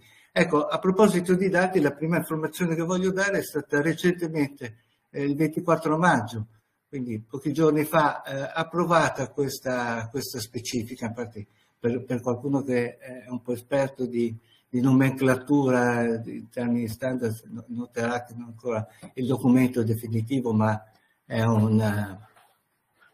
diciamo, è la finale, documento finale per l'approvazione, che tratta appunto, è una guida rivolta a chi deve diciamo, creare una condivisione di dati condivisa all'interno del territorio. L'ho trovata molto interessante. A livello italiano appunto abbiamo dato voto favorevole. Devo dire che è una pubblicazione che nasce, tra l'altro questo può anche essere una qualificazione, nasce in un contesto Regno Unito. Sappiamo che il Regno Unito è leader nel settore geospaziale. Vedete l'indice diciamo, a fianco, appunto, chi fosse interessato diciamo, a giorni questa pubblicazione sarà messa a catalogo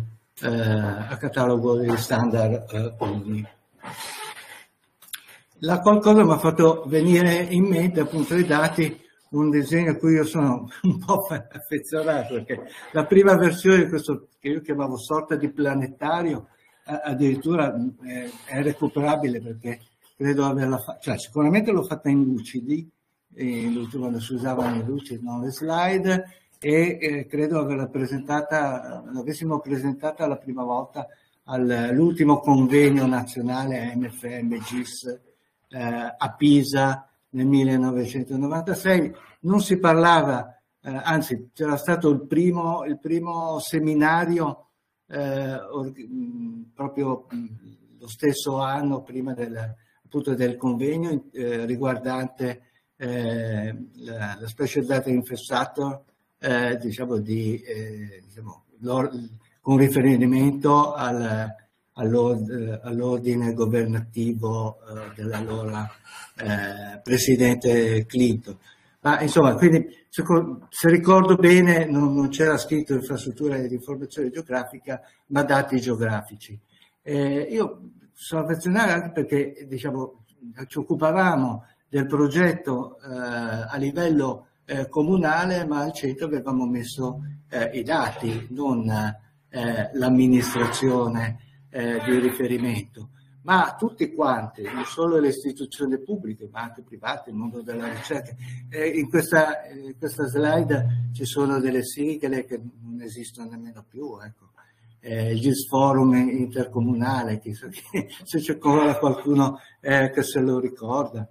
E comunque però l'idea era che tutti dovevamo concorrere per creare appunto il contenitore dei dati che poi tutti quanti lo utilizzavano. E poi nel tempo l'abbiamo allargato, cercando di mettere in evidenza tutti i possibili, il maggior numero possibile di utenti, ma anche produttori dell'informazione geografica, e avendo sempre diciamo, è chiaro che diciamo, tutto questo era per il bene comune, per i cittadini, e sostanzialmente nelle due direzioni, dal centro alla periferia e viceversa, fanno un po' da alimentatore, diciamo, di questa sorgente che sono i dati geografici. Ecco, nel documento che vi ho segnalato, in maniera sicuramente migliore di quanto possa aver fatto io questa descrizione dello schema, trovate questi concetti e anche altre informazioni sicuramente utili per, diciamo, far crescere, far progredire l'infrastruttura dei dati territoriali di un territorio. Un'altra segnalazione che vorrei fare è questo documento in cui onestamente si parla poco, è già disponibile da qualche anno, è una guida, che questa, molto articolata, diciamo, è suddivisa, considera la governance, le tecnologie, le persone, suddivisa per 9 temi, vengono trattati 9 temi, e vuole aiutare appunto lo sviluppo di una infrastruttura. Diciamo, l'idea è per aiutare i paesi, diciamo, diciamo, meno progrediti rispetto al nostro tema. In realtà è valido sicuramente per tutti, e direi che è anche i concetti che si trovano, gli strumenti per diciamo, riflettere, fare mente locale appunto sui diversi temi, che può essere il discorso degli standard, delle partnership, del capacity building, vale sicuramente anche a tutti i livelli, ovvero nazionale, regionale e locale. Quindi suggerisco, su tutta documentazione disponibile online. E sempre in ambito appunto di commissione geografica a livello di Unione Europea, che poi, diciamo, è legata l'applicazione dell'Agenda 2030 per lo sviluppo sostenibile. Vi è un altro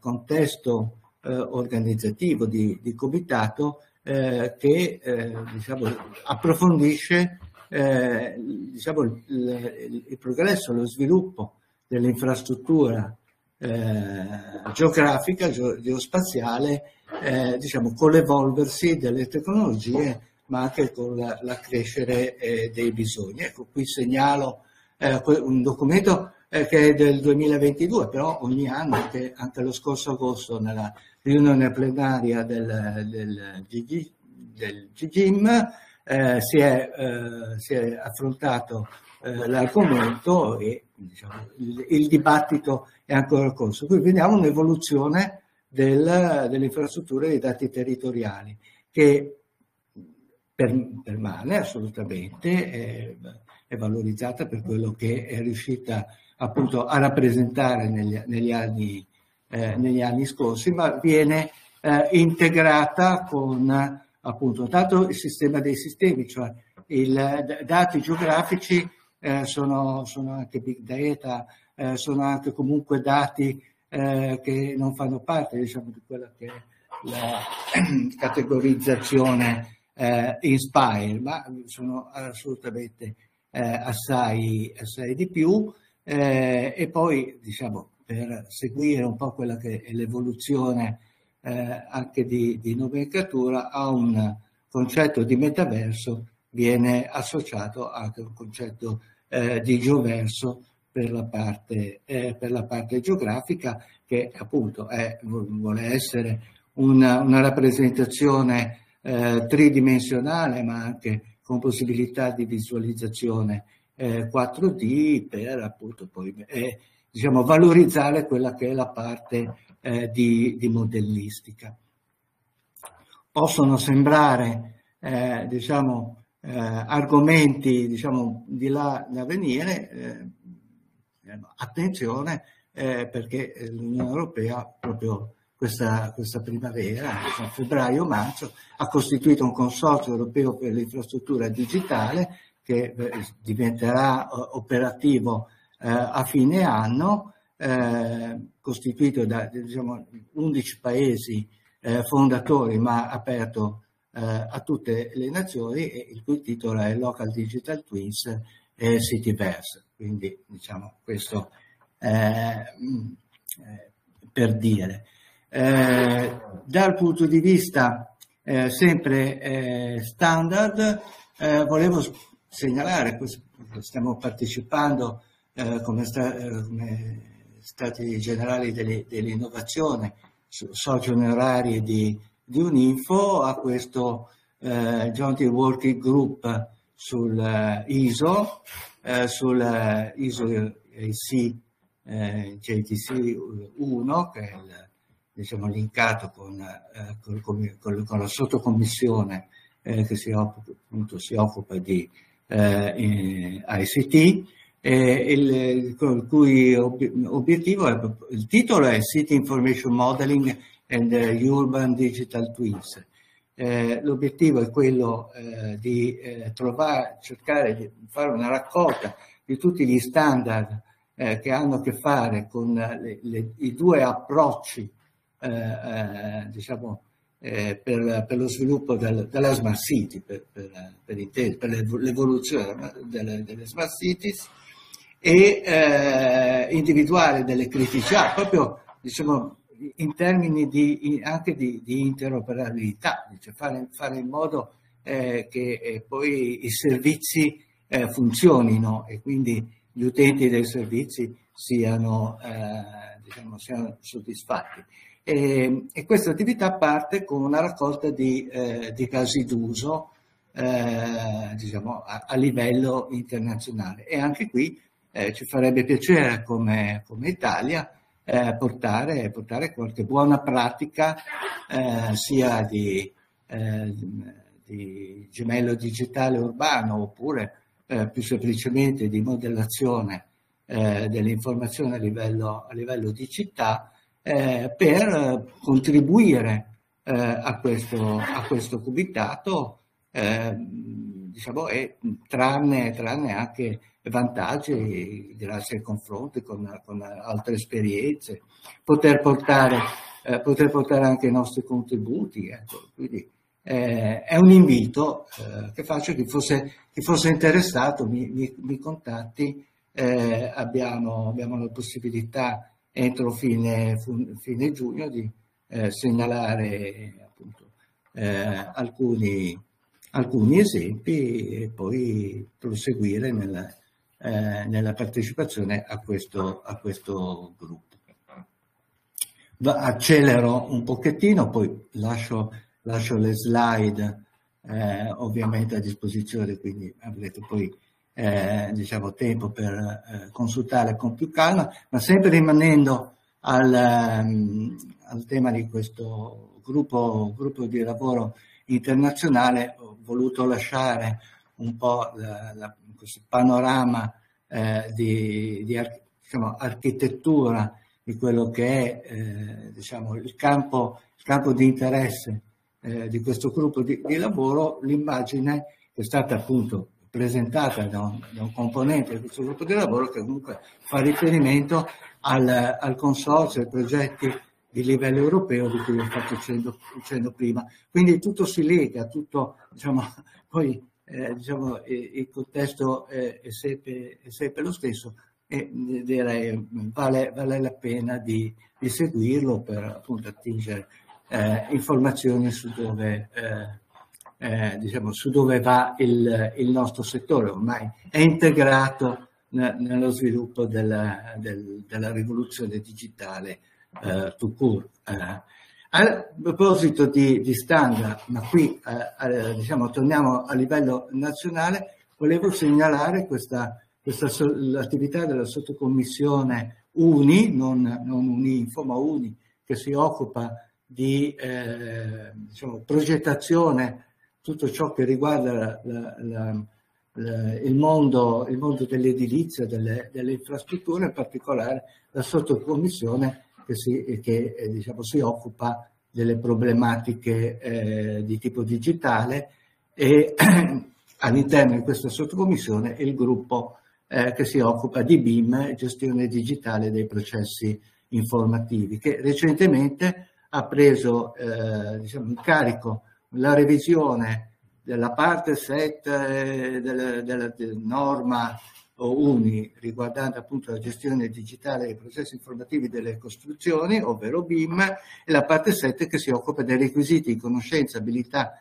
e competenze delle figure professionali coinvolte nella gestione e nella modellizzazione informativa. A fianco nella slide ho riportato i 4 profili professionali di ruolo riguardanti appunto il mondo dei BIM, che riceve grossa attenzione, perché abbiamo il codice degli appalti che prevede appunto il coinvolgimento di queste figure professionali, quindi c'è un'attenzione particolare da parte dei professionisti. Questa sottocommissione, questo gruppo di lavoro applicato alla parte riguardante della norma riguardante i profili professionali ha coinvolto la commissione Uninfo che si occupa sempre di profili professionali nel mondo dell'ICT, quindi professioni legate attività professionali non regolamentate, quindi fanno riferimento alla legge 4 del 2013 che regolamenta appunto queste attività professionali. Ha coinvolto il gruppo di lavoro che si è occupato dei profili di ruolo professionale relativi all'informazione geografica. Sostanzialmente perché già nel dibattito e anche osservando proprio quello che sta avvenendo a livello internazionale emerge l'esigenza di creare più legame anche dal punto di vista delle professioni, non solo degli strumenti tecnologici, tra il mondo GIS e il mondo BIM.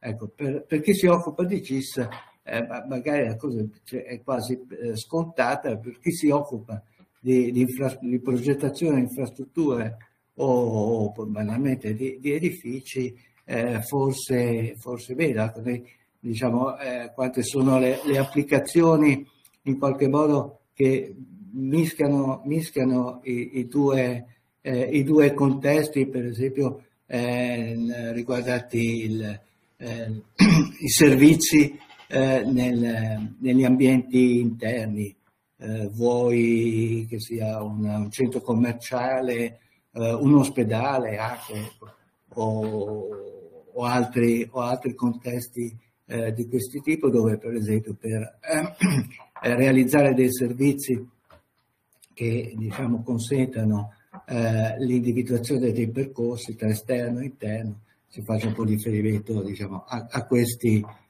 contesti. Ma le applicazioni e i coinvolgimenti di entrambe le competenze sono assolutamente molteplici. Anche qui chi fosse interessato, le associazioni appunto, che in questo momento rappresentano si stanno occupando anche di questo argomento, e quindi ci farà piacere anche ricevere contributi, aiuto, insomma, lavorare insieme. Ecco, questo discorso di nuovo mi ha fatto ritornare alla mente una slide che ha un po' di anni, ma ho visto nelle presentazioni precedenti che un po' tutti ci richiamiamo allo stesso concetto. Questa era un'idea dei primi anni 2000 di cercare di realizzare qualcosa che creasse dei circoli virtuosi tra mondo pubblico e mondo privato, per cercare di ottimizzare la fruizione del dato geografico. Quindi alla sinistra abbiamo un esempio di piano regolatore generale, ma rappresentativo dei tematismi urbanistici, l'acquisizione da parte dei professionisti di questi set informativi insieme alle carte topografiche, e diciamo arricchendoli con i rilievi a grande scala per realizzare i progetti, e poi una volta realizzati i progetti esecutivi, diciamo, i dati raccolti, riportarli e riutilizzarli per mantenere viva, aggiornata tutti i tematismi diciamo, sviluppati in ambito pubblico. Un altro esempio che appunto mi ha fatto ricordare la possibilità con l'informazione geografica digitale di immaginare dei processi di reingegnerizzazione di processo. Per esempio, qui è riportato il calendario, lo sviluppo dei database territoriali. Sappiamo che diciamo, tra la fase di produzione, in particolare la fase di rilievo, che in qualche modo rende poi statico il database, e la fase di validazione e collaudo passano mesi, qualche volta anche qualcosina di più, perché ci domandavamo qualche anno fa perché non immaginare con le tecnologie a disposizione per determinate applicazioni, diciamo, cercare di modificare il processo appunto di realizzazione dei database per renderlo più fruibile, magari con il coinvolgimento di altri componenti di quel planetario che ho fatto vedere all'inizio. Per esempio, diciamo, si può pensare appunto alle cosiddette iniziative di geografia volontaria. Vado sempre più veloce per diciamo, riuscire a fare cenno a quello che è diciamo, l'impegno delle associazioni, di queste associazioni rispetto ai profili professionali sull'informazione geografica. Vi ho detto appunto già un coinvolgimento nell'ambito dei profili per il mondo BIM. Questo, diciamo, è una rappresentazione di quelli che è stata la cornice che abbiamo tenuto conto per definire nuovi profili rispetto a nuove esigenze e evoluzione. Qui trovate la descrizione sintetica dei profili della norma che abbiamo prodotto. Una prima versione del 2018, l'abbiamo aggiornata nel 2022 e già all'orizzonte stiamo immaginando un'ulteriore versione, sollecitati per esempio dai colleghi che si occupano di intelligenza artificiale, che stanno definendo delle norme rispetto a questo e stanno chiedendo poi a chi si occupa di verticalizzazione di tenere conto appunto di queste nuove esigenze. Anche qui chi fosse interessato sono a disposizione e diciamo, le associazioni possono essere, diciamo, un canale per cui occuparsi e dare contributo rispetto a questi temi. Qui c'è un esempio di profilo che, diciamo, i metadati contenuti dalla norma. Stiamo lavorando con INAP per, diciamo, il recepimento di questi profili all'interno dell'Atlante del lavoro delle qualificazioni, per valorizzare questi risultati. Appunto, poi non ultimo, prevediamo in qualche modo a breve ci verrà richiesto per un ulteriore release. Questo è il tema, finora ho accennato il tema delle competenze tecniche scientifiche. Diciamo, da un po' di tempo vorremmo anche affrontare l'argomento delle competenze anche rivolte alla cittadinanza, perché stanno convergendo diverse esigenze, e poi anche INAP e uni, diciamo, sempre più si stanno interessando al tema della certificazione anche non propriamente, prettamente tecnica. Chi fosse interessato, ripeto, lo ricordo, siamo a disposizione come associazione per favorire il dialogo. Quest'ultima non la commento, la leggerete e vi ringrazio per l'attenzione. Grazie.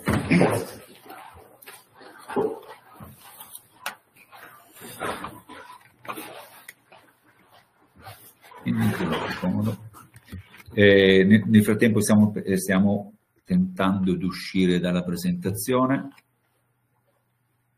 Ringrazio Sergio Farrugia che ha illustrato il punto di vista delle associazioni del Stati Generali dell'Innovazione AMFM, richiamando i documenti, le attività, tutte le strategie e i progetti che sono seguiti dall'associazione in tema della SDI, con specifica attenzione all'urbanistica, al territorio e tutti questi nuovi progetti con i quali tutti gli interessati, gli stakeholder devono assolutamente tenere attenzione e seguire, perché soltanto la condivisione dei dati e dei progetti può portare ad un progetto organico da parte di tutti, soprattutto i produttori di dati, quali sono le regioni. Adesso devo dare la parola a Umberto Trivelloni per un'informazione di carattere tecnico. Umberto? Sì, grazie Maurizio. Intanto vi chiedo cortesemente se potete uscire dalla condivisione, è il pulsante che in questo momento è verde, perché avete la condivisione ancora attiva. Molto velocemente, innanzitutto una comunicazione molto rapida. I numeri, abbiamo più di 250 persone connesse, quindi questo va molto bene. Ringrazio ancora tutti per i contributi molto interessanti. Una comunicazione di servizio, e adesso fra pochi minuti pubblicheremo il link nella chat per chi sta seguendo il webinar, per poter fare il solito accesso, per poter poi ottenere il certificato attestazione della partecipazione. Chi ha già partecipato agli altri webinar sa come funziona, comunque uscirà a brevissimo un link nella chat di tutti. Poi un'ultima cosa, proprio molto sinteticamente, perché siamo un po' in ritardo con i tempi, del resto i contenuti sono molto interessanti, anche questo è normale.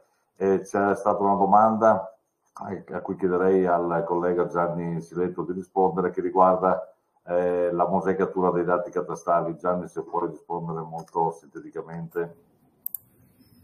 Sì, sicuramente. Allora, qualcuno chiedeva, diceva l'attività di mosaicatura dei fogli di mappa è un'attività che è in corso da parte dell'Agenzia delle Entrate e del Catasto. Sì, è vero, però i tempi dell'Agenzia non sempre sono compatibili con i tempi della pianificazione. È pur vero che la pianificazione ha dei tempi lunghi, ma l'Agenzia a volte ha dei tempi anche più lunghi. E quindi questa attività il Catasto l'ha messa in cantiere qualche anno fa, ma non è terminata e quindi noi purtroppo continuiamo a farla. Questo ci crea anche qualche difficoltà ovviamente, perché i risultati della mosaicatura del Catasto non sono, o meglio i risultati della nostra mosaicatura non sempre sono coerenti con quelli della mosaicatura catastale, ma noi cerchiamo di starci dietro. Grazie Gianni anche per la sintesi. Mi permetto di aggiungere che Regione Piemonte, come anche altri, hanno anche tentato insomma di fare queste cose, no? Assieme all'Agenzia delle Entrate. È un tema un po' delicato, che ne parleremo magari in un'altra occasione, magari anche assieme all'Agenzia delle Entrate. Grazie, intanto io ripasso immediatamente la parola a Maurizio De Gennaro. Prego Maurizio. Grazie Umberto, adesso siamo all'ultimo intervento singolo di Erminio Paolo Canevese della ditta Virtual Geo. È una ditta che esplica la propria attività nella creazione dei modelli 3D, sia manufatto che territorio, e neanche farla apposta. Farrugia ha chiuso il proprio intervento parlando proprio della sottocommissione UNI del BIM per la gestione digitale dei processi informativi, e la ditta proprio,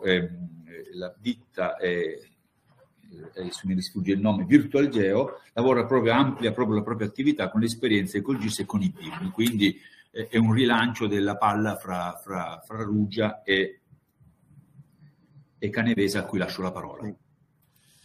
Buongiorno, innanzitutto ringrazio per avermi invitato finestra, sto condividendo lo schermo, si vede?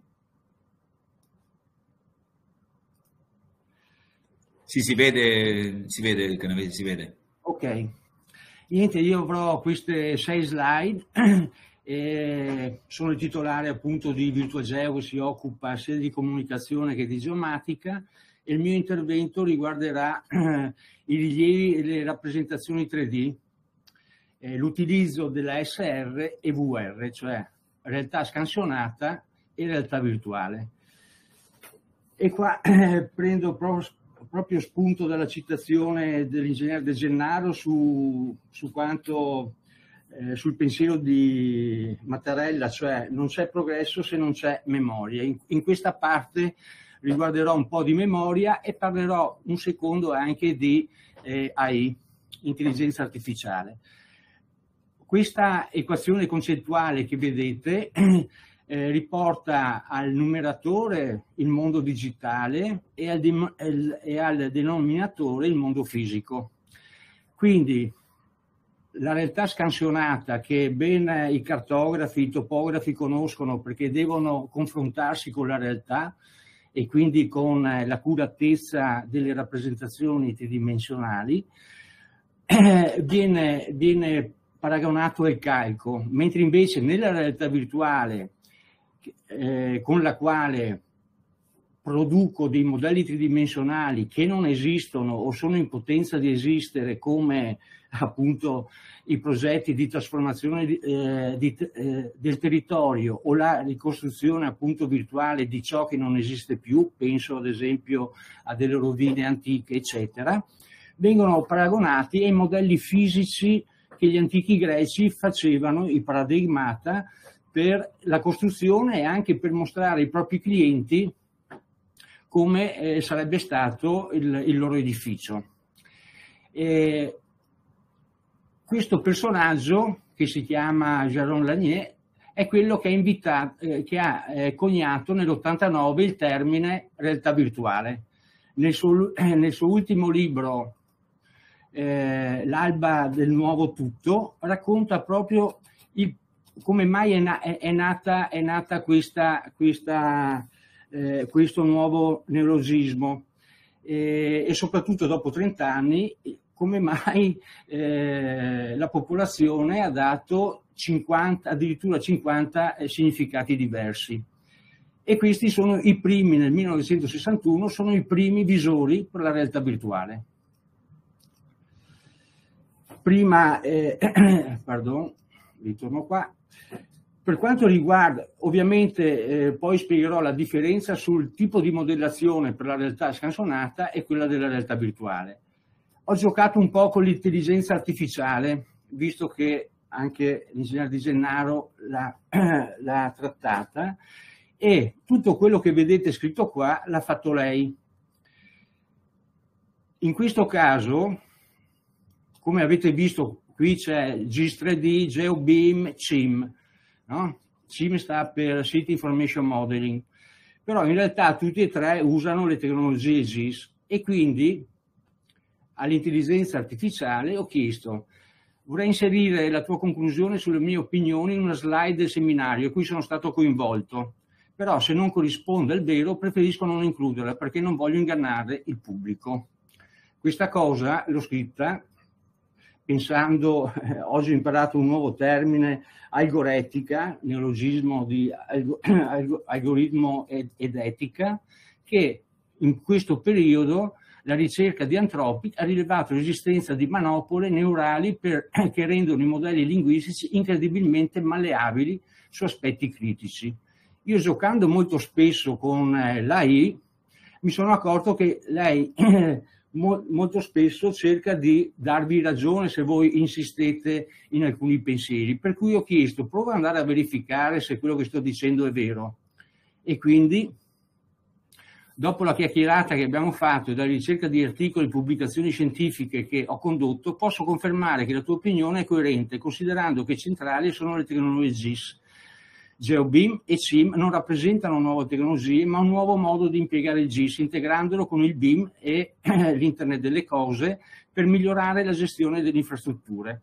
a differenza delle città moderne, le città italiane, poi ho visto un'altra cosa, sono caratterizzate da centri e architetture storiche che presentano sfide uniche. Nei centri storici italiani i modelli 3D del BIM possono risultare inadeguati per riprodurre fedelmente la realtà a causa delle limitazioni delle tecniche di modellazione solida e nei livelli di accuratezza. Poi sotto mi ha segnato alcune pubblicazioni scientifiche che ho riportato qui. Queste sono delle immagini, sono delle immagini delle pubblicazioni che sta caricando. Questa è un'immagine un po' pesante, gigapixel. Qui è una pubblicazione che parla appunto del CIM, quest'altra del formato di importazione all'interno del GIS con l'AFC, e questo è il formato di importazione. Qua la stessa cosa,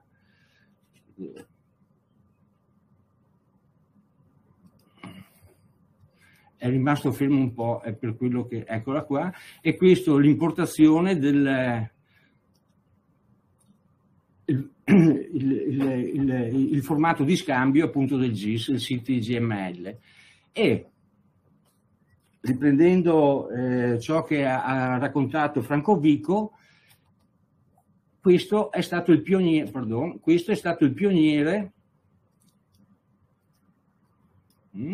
scusatemi, eccolo qua, Roger Tomlinson, il primo che ha creato il modello, un modello 3D, ma appunto il GIS, e il fondatore appunto di Esri, che qui oggi dice: quel suo movimento verso il web e il cloud computing e l'integrazione delle informazioni in tempo reale tramite l'internet delle cose, il GIS è diventato una piattaforma rilevante per quasi ogni sforzo umano, un sistema nervoso del pianeta.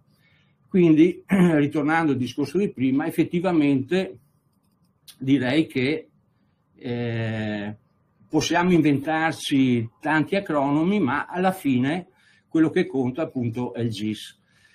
Ritornando al discorso della realtà scansionata, qui sotto ho messo tutti i vari tipi di strumentazione che oggi disponiamo per fare i rilievi, i vari tipi di modelli che possono essere 3D, a sinistra vedete i muri, e 2D e mezzo, quelli che vengono impiegati nella cartografia.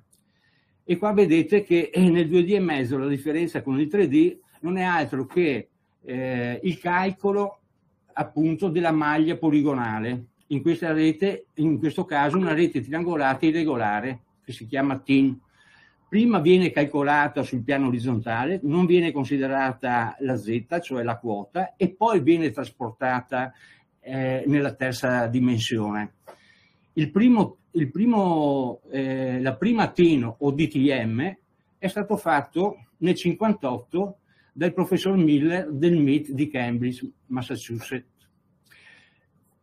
In questa pubblicazione lui già subito evidenzia come questo modello tridimensionale diventa ancora molto più interessante se classificato, cioè se diventa semantico. Nonostante siano passati ormai 60 anni, quello che oggi produciamo ancora è questa cosa qua, è la TIN o da lidar aereo o da fotogrammetria.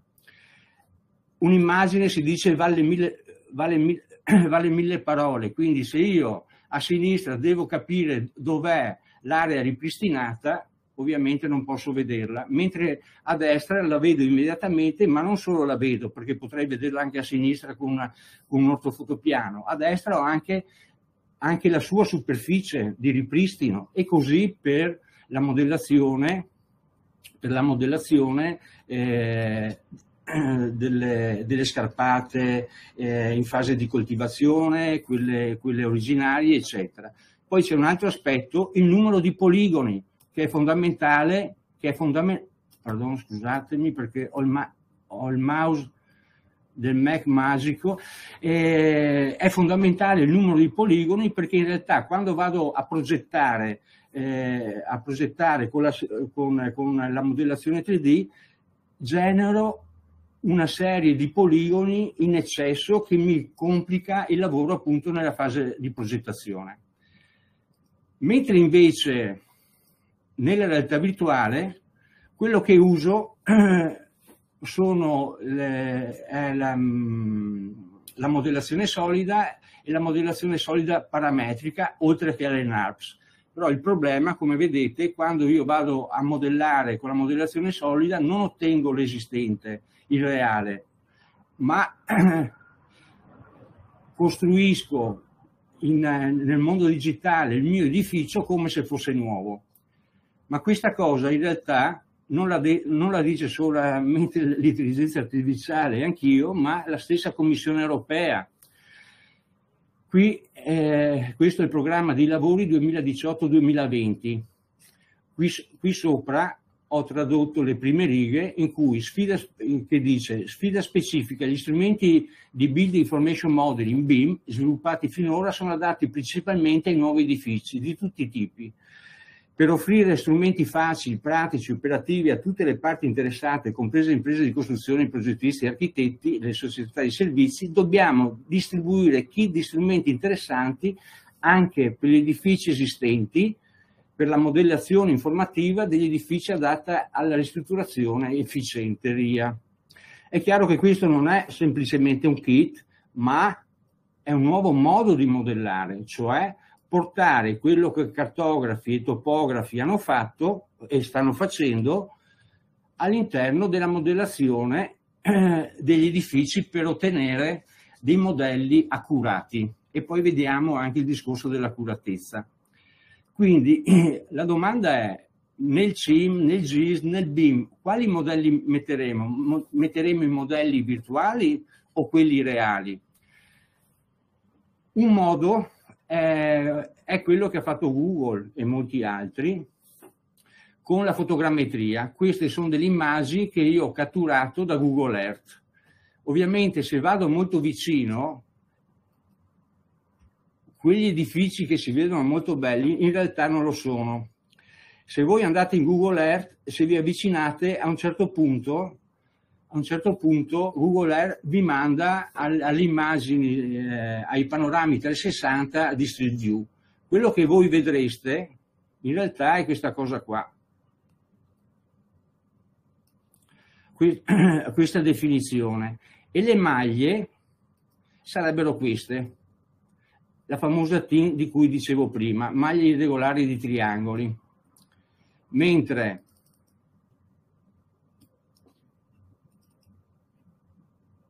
eccola qua.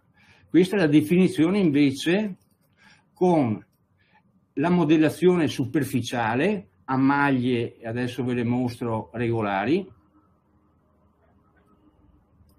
a cui è stata applicata, sono state applicate delle ortofoto mediante, oppure nel nostro sistema applichiamo dell'immagine con le tecniche fotogrammetriche per punti omologhi e quindi in 3D. Ovviamente non sono... queste maglie che vedete sono delle maglie intelligenti che aumentano e diminuiscono in funzione della morfometria che ha in questo caso la parete. Quindi mentre nella TIM posso solamente togliere i triangoli, il nostro processo è il contrario, aggiungiamo dove serve. Nella cartografia, un esempio, è questa cosa qua. Vedete che qua sto aggiungendo dei poligoni. Padova, ecco, ritornando al discorso del 2D, 3D, molto spesso in realtà il 3D non serve, come in questo caso, ad esempio del patrimonio culturale, ma potrebbe essere anche un'area boschiva, eccetera. Quindi io vado ad utilizzare immagini ad altissima risoluzione che possono essere dei panorami 360 su cui mettere dei punti informativi multidisciplinari, e quindi qua si ritorna al discorso dell'interoperabilità, oppure addirittura gli stessi punti informativi che nel panorama ho messo sono puntuali, gli stessi punti informativi li possono mettere ad esempio su un'ortofoto, ma come vedete qui con dei poligoni, delle linee eccetera. Ad ogni punto informativo, sia puntuale che areale, posso associare delle informazioni appunto multidisciplinari. E qui vediamo all'accuratezza, questo come avrete visto è la Cappella degli Scrovegni, e qui di Padova. Ringrazio il Comune che ci ha dato la possibilità di poter fare questa attività di ricerca. Abbiamo fatto un modello tridimensionale con le tecniche che vi ho spiegato prima, e queste, come vedete, 318.000 punti solamente di questo affresco del ciclo pittorico giottesco.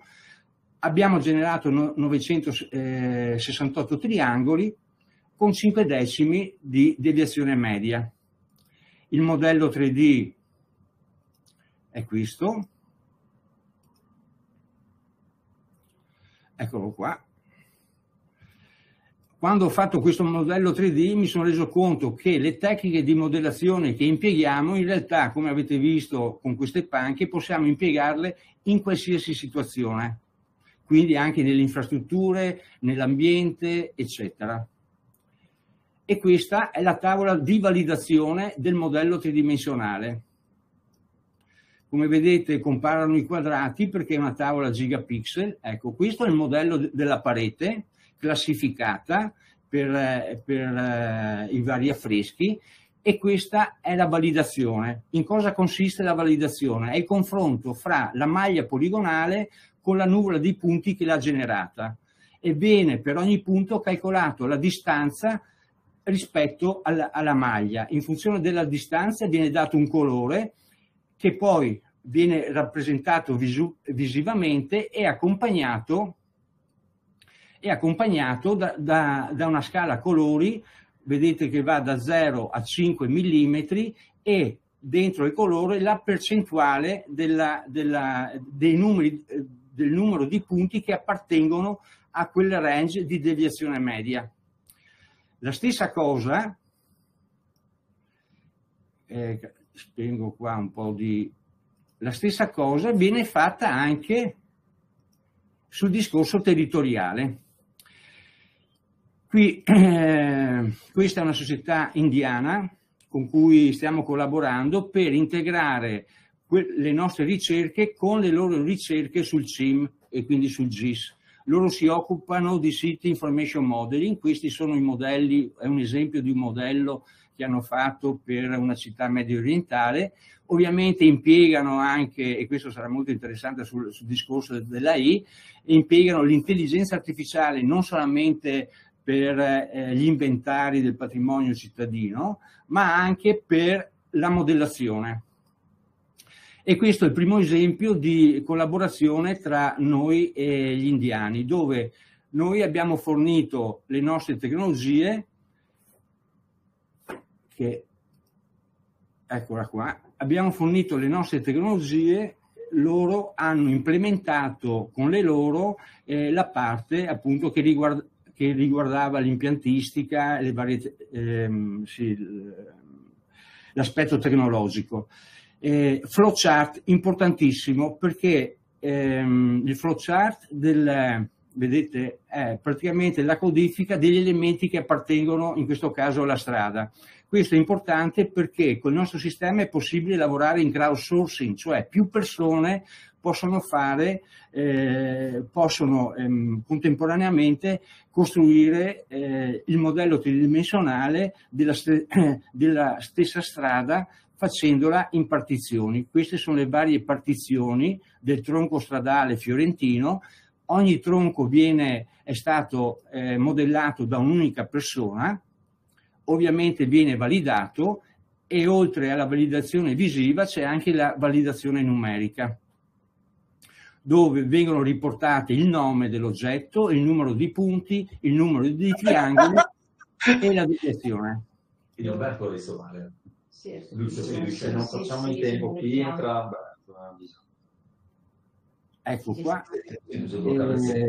Quando parlo di livello di accuratezza, questa è una pubblicazione di un'organizzazione americana che si occupa di BIM, che ovviamente ha aggiunto questo aspetto a livello di accuratezza che va all'interno dell'OI, il livello di dettaglio dei modelli, il livello di geometrico dei modelli BIM, cioè sono entrato come serve, livello geometrico. Però al BIM mancava una cosa. Sì, se vieni qua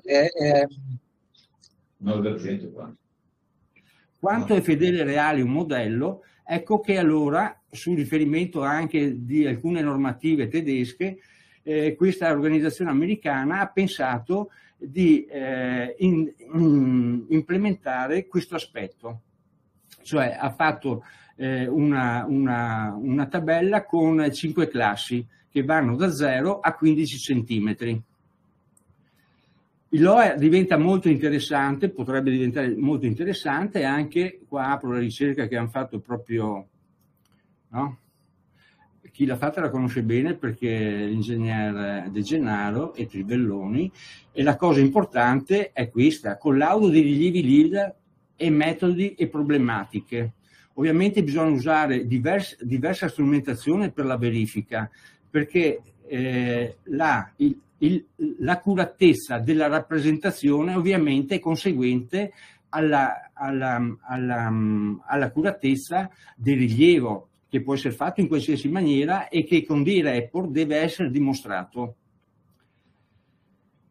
Ecco, con le tecnologie, con il nostro sistema di modellazione, in realtà, a cui abbiamo dato un nome proprio perché lavora solamente sulle nuvole di punti, quindi anche sulle nuvole di punti generati ad esempio dal multibeam, possiamo modellare dall'ambiente fino al territorio, e sul territorio ovviamente aggiungendo i modelli possiamo partire da un LOA 10 dei 15 o 20 centimetri e arrivare a dei LOA millimetrici come vi ho mostrato prima.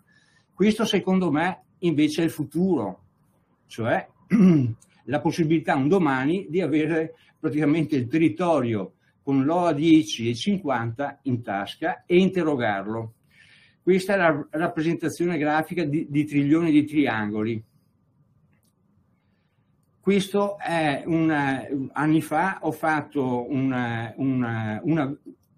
come posso dire, un test di quanti milioni di triangoli avrei potuto gestire con le tecnologie di oggi. Allora, a sinistra, questi sono un paio di lavori, a sinistra vedete il DEM, da questa parte è il LIM.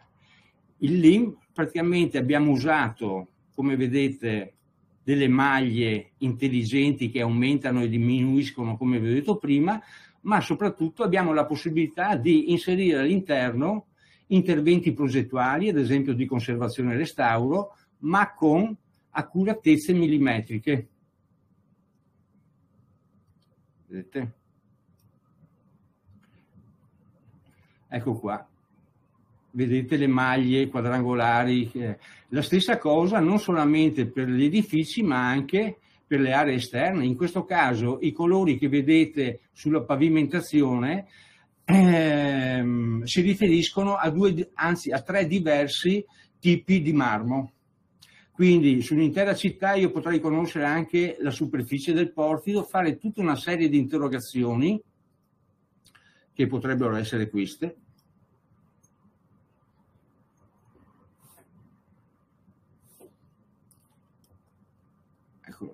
Qua addirittura siamo, se vado a vedere la superficie che ho in tempo reale, sono 225 milioni di metri quadrati, quindi 225 chilometri quadrati, che posso interrogare sulle superfici, come in questo caso sull'area agricola, oppure sulle strade, suddivise per tipo di pavimentazione, o ancora sugli alberi fluviali e così via. Ma soprattutto posso fare anche delle indagini meteorologiche. In questo caso potrebbe essere una as-built perché la piazza esisteva già, una as-built appunto dei lavori sulla piazza, e quindi posso fare anche il collaudo, in questo caso delle pendenze. La stessa cosa la posso fare sugli edifici usando della metrologia, quindi spanciamenti, fuoripiombo e così via. Questa è l'intera pubblicazione dell'americano che vi ho mostrato prima.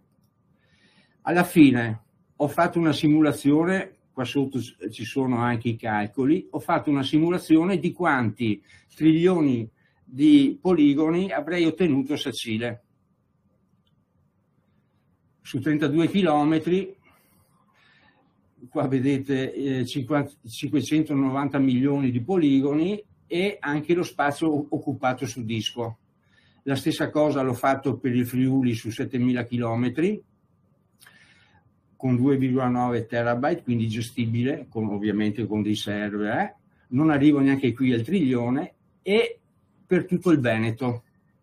Questo secondo me sarà veramente il futuro, avere tutto in tasca, ma con delle qualità che ancora oggi sono inimmaginabili, cioè queste.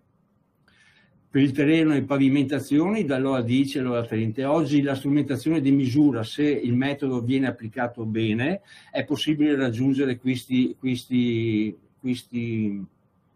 accuratezze. Forse con il lidar aereo, da elicottero aereo no, ma da drone sì, e sul costruito addirittura arrivare a cose millimetriche. E infine, per concludere, questo era un progetto che avevo presentato anni fa, non solamente per la cartografia, ma per promuovere un borgo storico dove ho catturato la parte che riguardava i vantaggi dei modelli digitali, nella dinamicità, perché tutti gli altri argomenti li conoscete meglio di me, l'interoperabilità del modello 3D permette un aggiornamento, un arricchimento informativo geospaziale nel tempo in modo rapido ed economicamente vantaggioso. 3D semantici accurati derivati da studi e di progetti di salvaguardia o trasformazione del territorio. In questo senso sto dicendo che non è necessario subito fare una modellazione tridimensionale spinta, ma il modello del territorio viene mano a mano aggiornato con tutti gli interventi che vengono effettuati dai vari professionisti, e addirittura si potrebbe partire ad esempio da modelli tridimensionali come questo, che se vedete il prezzo qua in alto a destra potrebbero essere l'inizio per cominciare ad aggiungere ad esempio modelli BIM piuttosto che LIM, eccetera. Sono andato un po' oltre. Un po' oltre, va bene, grazie. Vedete che adesso io sono ospitato dalla macchina di Sergio Farrugia perché parliamo di realtà reale, realtà virtuale, intelligenza artificiale, però le macchine sono inaffettive, nel senso che la nostra ci ha completamente abbandonato perché scadeva il tempo e quindi mi ha dovuto ospitare Sergio Farrugia. Non faccio commenti perché il tempo è tiranno, siamo già andati fuori oltre, soltanto che una sigla che a te piace, che a Canavese piace, un'immagine vale più di 1000 parole, questo è uno slogan che lui l'ha rappresentato ottimamente, spiegando e dando grosse azioni di prospettiva per come si svilupperà il settore.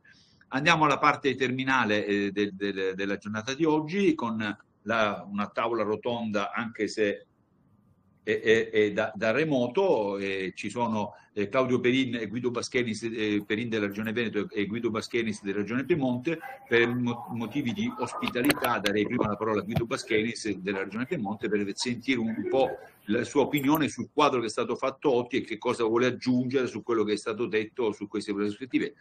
Baschenis è sempre stato parte attiva come Regione Piemonte sul tavolo interregionale fra tutte le regioni sui temi della pianificazione del paesaggio e via dicendo. A te Guido. Grazie Maurizio, ringrazio anche Umberto per l'invito e ringrazio anche Salvina per averci ospitato in questo interessantissimo dibattito che, come dicevi tu, per alcuni aspetti molto tecnici mi ha visto interessato ascoltatore, per altri più connessi, diciamo, all'attuazione di politiche regionali in materia di governo del territorio e di predisposizione di strumentazione urbanistica dal livello regionale fino al locale, mi ha visto, come dire, ascoltatore interessato, perché ho ritrovato nelle presentazioni alcuni temi che di fatto già connotano la pratica urbanistica, credo in tutte le regioni e a tutti i livelli. E confermano l'esigenza di lavorare in stretta, diciamo, connessione e integrazione fra conoscenza del territorio e attuazione di politiche per il governo da una parte del territorio e quindi delle trasformazioni, ma anche per gli aspetti di tutela e conservazione che diventano sempre più, come dire, al centro dell'attenzione del pianificatore, perché l'ambiente in tutte le sue componenti subisce quotidianamente una serie di attacchi, chiamiamoli così, concedetemi il termine, o sollecitazioni, che richiedono al pianificatore di aumentare per quanto possibile la conoscenza e il dettaglio delle caratteristiche di quel suolo. Lo dico perché l'urbanistica, soprattutto negli ultimi tempi, ha maturato e sviluppato alcuni contenuti innovativi, soprattutto sui temi ambientali e paesaggistici, che appunto richiedono una maggiore connotazione, la capacità di caratterizzare meglio i territori per introdurre alcuni principi e concetti, questi sì innovativi.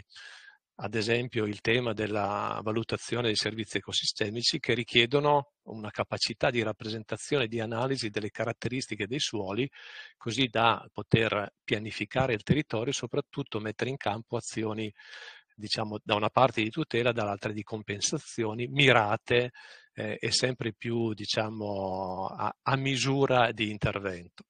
C'è poi un altro tema che riguarda la capacità, nel nostro caso delle regioni, di poter, come dire, generare una serie di azioni di produzione di dati territoriali, con un compito però di attenzione rispetto a quello che succede nelle altre regioni e quindi di cercare come dire, momenti di confronto e condivisione su alcune tematiche che ci accomunano per dare, come dire, una visione comune dei nostri spazi cosiddetti d'area vasta, ma soprattutto coagulare intorno a alcuni principi, peraltro sanciti dalla Costituzione. Ricordo a tutti che il governo del territorio è materia concorrente, quindi legittima pienamente le regioni a pianificare e a soprattutto legiferare in materia di governo del territorio in tutti i contenuti della materia del governo del territorio, tra i quali anche, diciamo, la costruzione della conoscenza di determinati territori.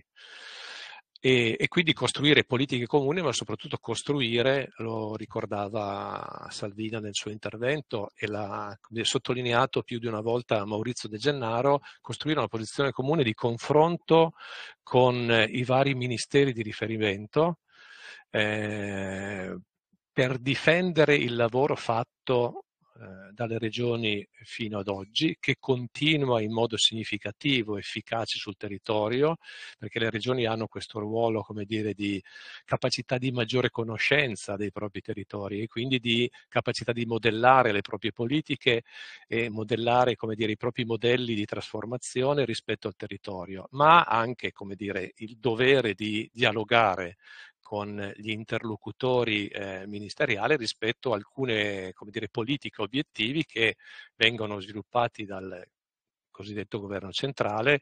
Ad esempio, di nuovo li ho sentiti citare anche da Ilaria, la collega della Toscana, sui temi più caldi che riguardano ad esempio le attività di monitoraggio di ISPRA, che si sono sviluppate e hanno, come dire, arricchito il proprio interesse e la propria capacità di fornire e condividere una serie di informazioni con tutti i soggetti che si occupano di governo del territorio, ma che a volte, lo ricordava Maurizio, generano, diciamo, delle comprensioni, delle difficoltà di dialogo fra regioni che nel frattempo magari hanno sviluppato dei propri sistemi o modelli di monitoraggio del suolo che rimangono, come dicevo prima, che devono essere, come dire, molto connotati e perché c'è una conoscenza diretta e una capacità di ruolo diretta di governo del territorio appunto a parte delle regioni, ma in qualche modo devono cercare, non senza difficoltà, di dialogare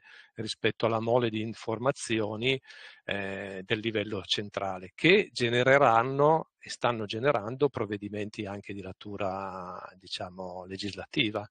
Adesso all'interno della conferenza delle regioni, che è il luogo, diciamo, deputato istituzionale in cui le regioni si confrontano e definiscono una posizione comune rispetto ai provvedimenti statali, stiamo discutendo ad esempio il DM relativo alla rigenerazione delle aree periurbane da rinaturalizzare, riqualificare, eccetera, e in questo confronto fra regioni e Ministero dell'Ambiente in questo caso emergono alcuni elementi che di fatto sono stati anche citati nel glossario dell'incontro di oggi, cioè il definire alcuni oggetti territoriali con la stessa definizione, lo stesso glossario. Banalmente il concetto di area periurbana o di confine del centro urbano, dell'ambito urbano, che viene declinato in modo diverso a livello regionale, ma che deve misurarsi anche con lo Stato centrale. Però in questo confronto credo sia fondamentale. C'è un'interferenza? Qualcuno ha un microfono aperto, per cortesia? E quindi assolutamente va ribadito questo ruolo di autonomia per certi versi delle regioni. E poi, come dire, altri confronti che richiedono questa conoscenza, condivisione della conoscenza.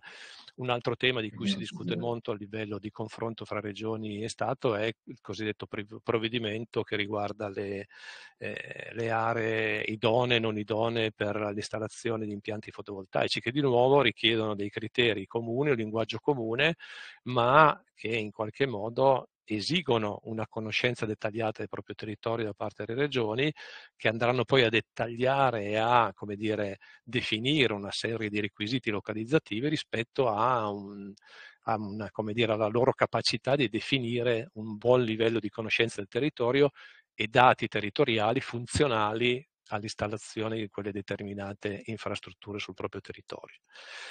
Il confronto tra regioni, sia a livello nazionale con appunto in conferenza delle regioni, ma soprattutto a livello di tavolo interregionale, che è stato citato negli interventi che vi hanno preceduto, è un momento in cui si sono condivise fra le regioni, oltre che, lo ricordavo prima, posizioni comuni sulle tematiche attualmente in discussione, ma anche visioni territoriali comuni.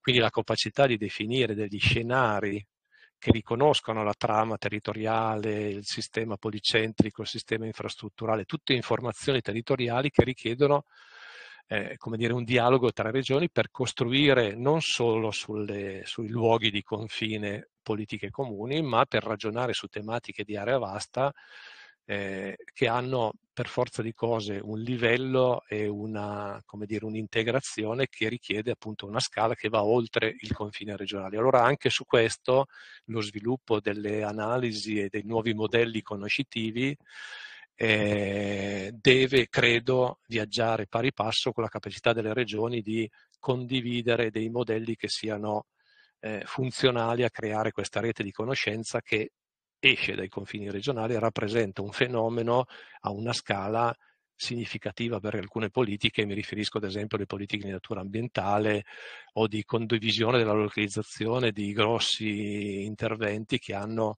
come dire, un peso territoriale e ambientale che valica i confini sicuramente comunali ma anche regionali.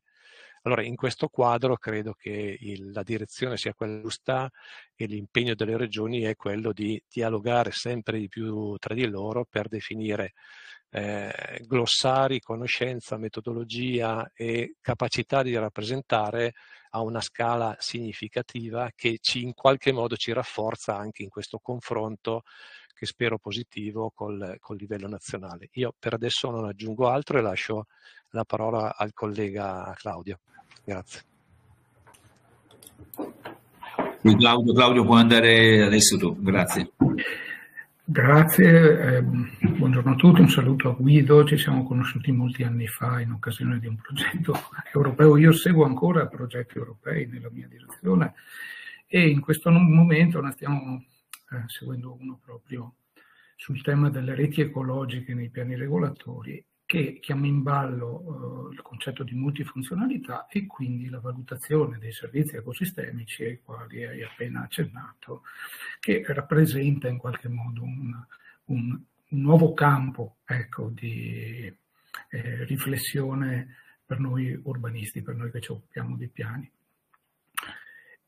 Concordo naturalmente con tutte le valutazioni che ha fatto Guido Baschenis e vorrei aggiungere solo alcune considerazioni su un tema che credo sia sempre più di attualità e lo sarà sempre più, che è quello del monitoraggio dei nostri piani. È stato accennato dalla collega di Regione Toscana, questa funzione del dato e dei sistemi informativi, soprattutto per il monitoraggio degli effetti dei nostri piani e in che modo appunto i dati e le nuove tecnologie possono supportarci in questa importantissima attività. E la domanda che ci pongo è: i nostri piani sono, e le loro norme naturalmente, sono costruiti, sono scritti in modo da poter essere effettivamente monitorati?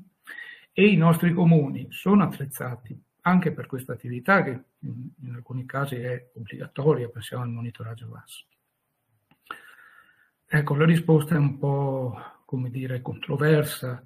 È stato accennato prima anche dal collega in apertura di questo incontro, dal collega del Piemonte, le difficoltà legate appunto alle dimensioni dei comuni, alla loro dotazione di risorse tecniche per dedicarsi ad attività come quelle che abbiamo descritto, e per quanto riguarda il monitoraggio la questione è se possibile ancora più critica.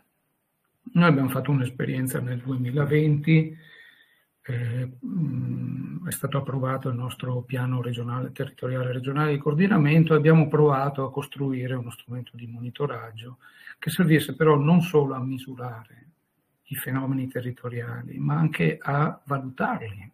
Valutare in particolare se le trasformazioni che attraverso la lettura dei dati siamo in grado di rilevare fossero coerenti con le strategie disegnate dal piano, in questo caso dal nostro PTRC.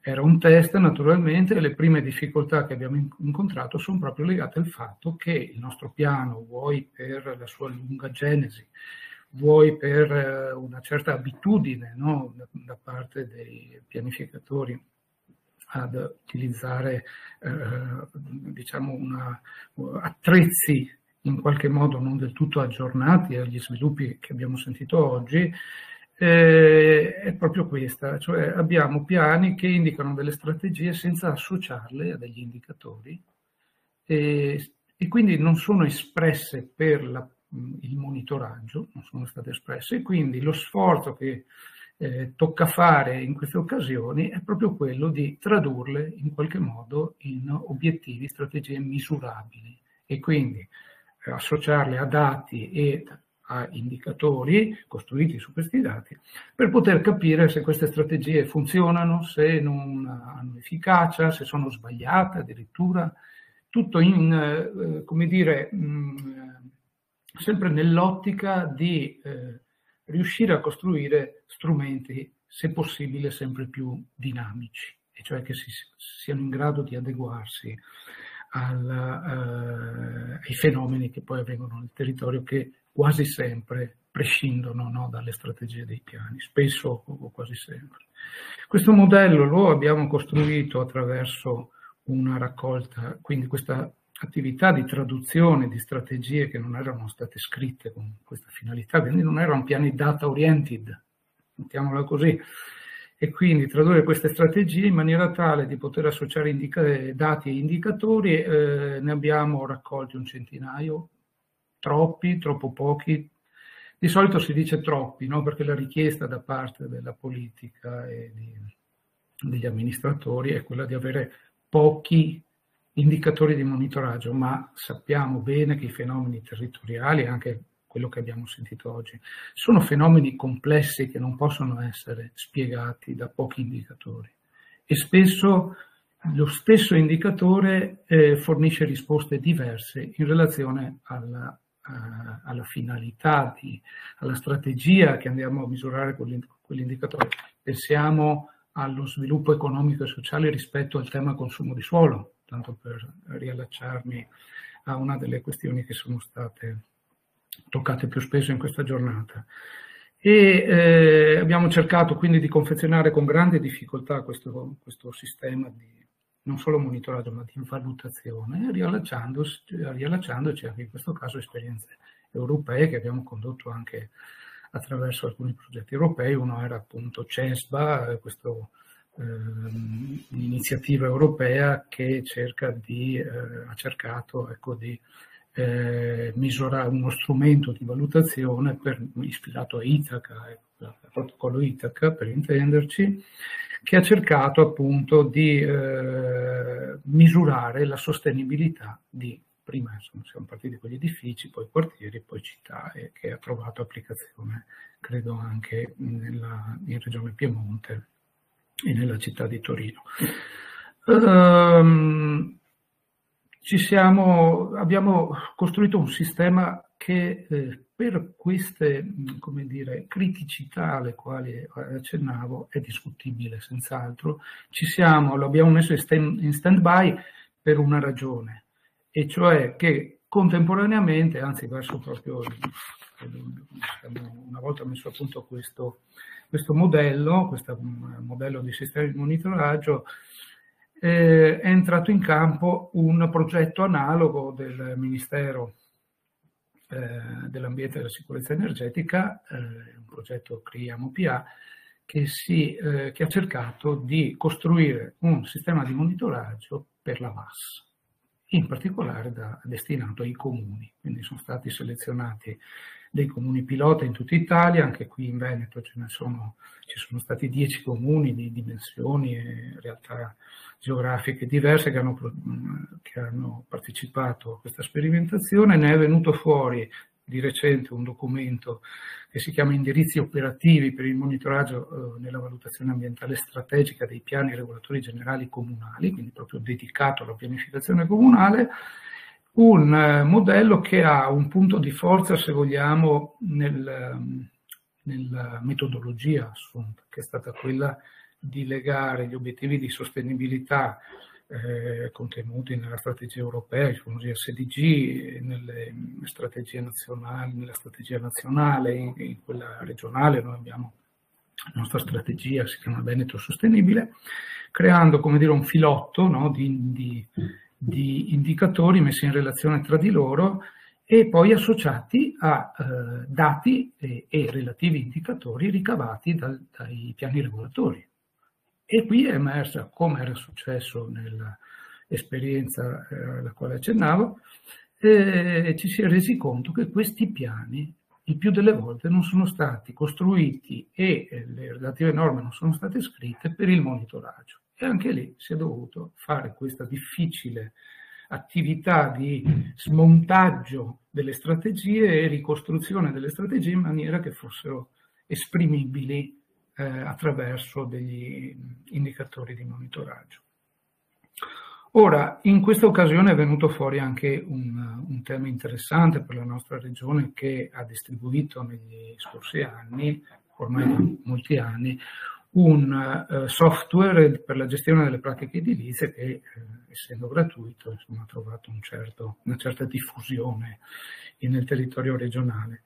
E nell'esperienza anche alla quale accennavo del progetto di monitoraggio del Ministero, si è parlato spesso delle potenzialità di uno strumento di questo tipo per raccogliere dati interoperabili, perché naturalmente il metadata sempre è scritto in maniera tale, un software insomma, unitario, quindi il dato è scritto sempre allo stesso modo, proprio per costruire questi indicatori. E quindi stiamo lavorando in questo momento con i nostri colleghi dell'informatica per un upgrade di questo prodotto verso un prodotto multifunzionale che consentirà la gestione delle pratiche edilizie e di quelle urbanistiche, e abbiamo inserito nella nostra legge, della quale ha raccontato in apertura di questo incontro Salvina Sist, abbiamo inserito alcune indicazioni che servono proprio per dire ai comuni: attenzione, se noi abbiamo degli obiettivi di monitoraggio, mettiamo a disposizione, l'abbiamo scritto in legge naturalmente per motivi di mercato, ma la regione mette a disposizione un prodotto, il comune può scegliere un prodotto anche diverso, un prodotto di mercato, però alcuni dati, quelli che ci servono per i nostri monitoraggi e per i loro monitoraggi, è importante che siano interoperabili, cioè scritti allo stesso modo, e quindi dovranno poi mettere nei loro bandi di gara anche questo requisito, no?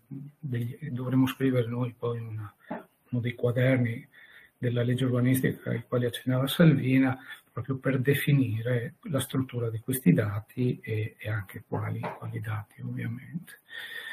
L'ultima cosa che vorrei dire, tutti i sistemi di monitoraggio, quello del quale ho parlato per il PTRC, quello del Ministero per il monitoraggio VAS, comportano la necessità di una lettura esperta, perché gli indicatori sono tanti, alcuni indicatori che danno un risultato positivo per certi aspetti, parlavo dell'economia, posti di lavoro, eccetera, e negativo per aspetti ambientali come il consumo di suolo, ecco, può essere gli indicatori relativi al consumo di suolo, perché poi sono più di uno naturalmente, possono essere incrociati anche con dati che danno un'idea non tanto del consumo, ma dello spreco di suolo, perché il suolo quando viene consumato può essere consumato bene o consumato male, e quindi bisogna capire anche in che misura attraverso questi sistemi il consumo è operato, fermo restando naturalmente che il consumo di suolo di per sé, questi indicatori insomma non sostituiscono quelli che riguardano gli aspetti ecologici ambientali e la valutazione della capacità ecosistemica naturalmente del suolo dei territori. Questa lettura esperta in questo momento è necessaria per riuscire a interpretare gli indicatori. In futuro sarà possibile sostituire quello che oggi è un tecnico specializzato, un urbanista, in questa lettura articolata, unitaria.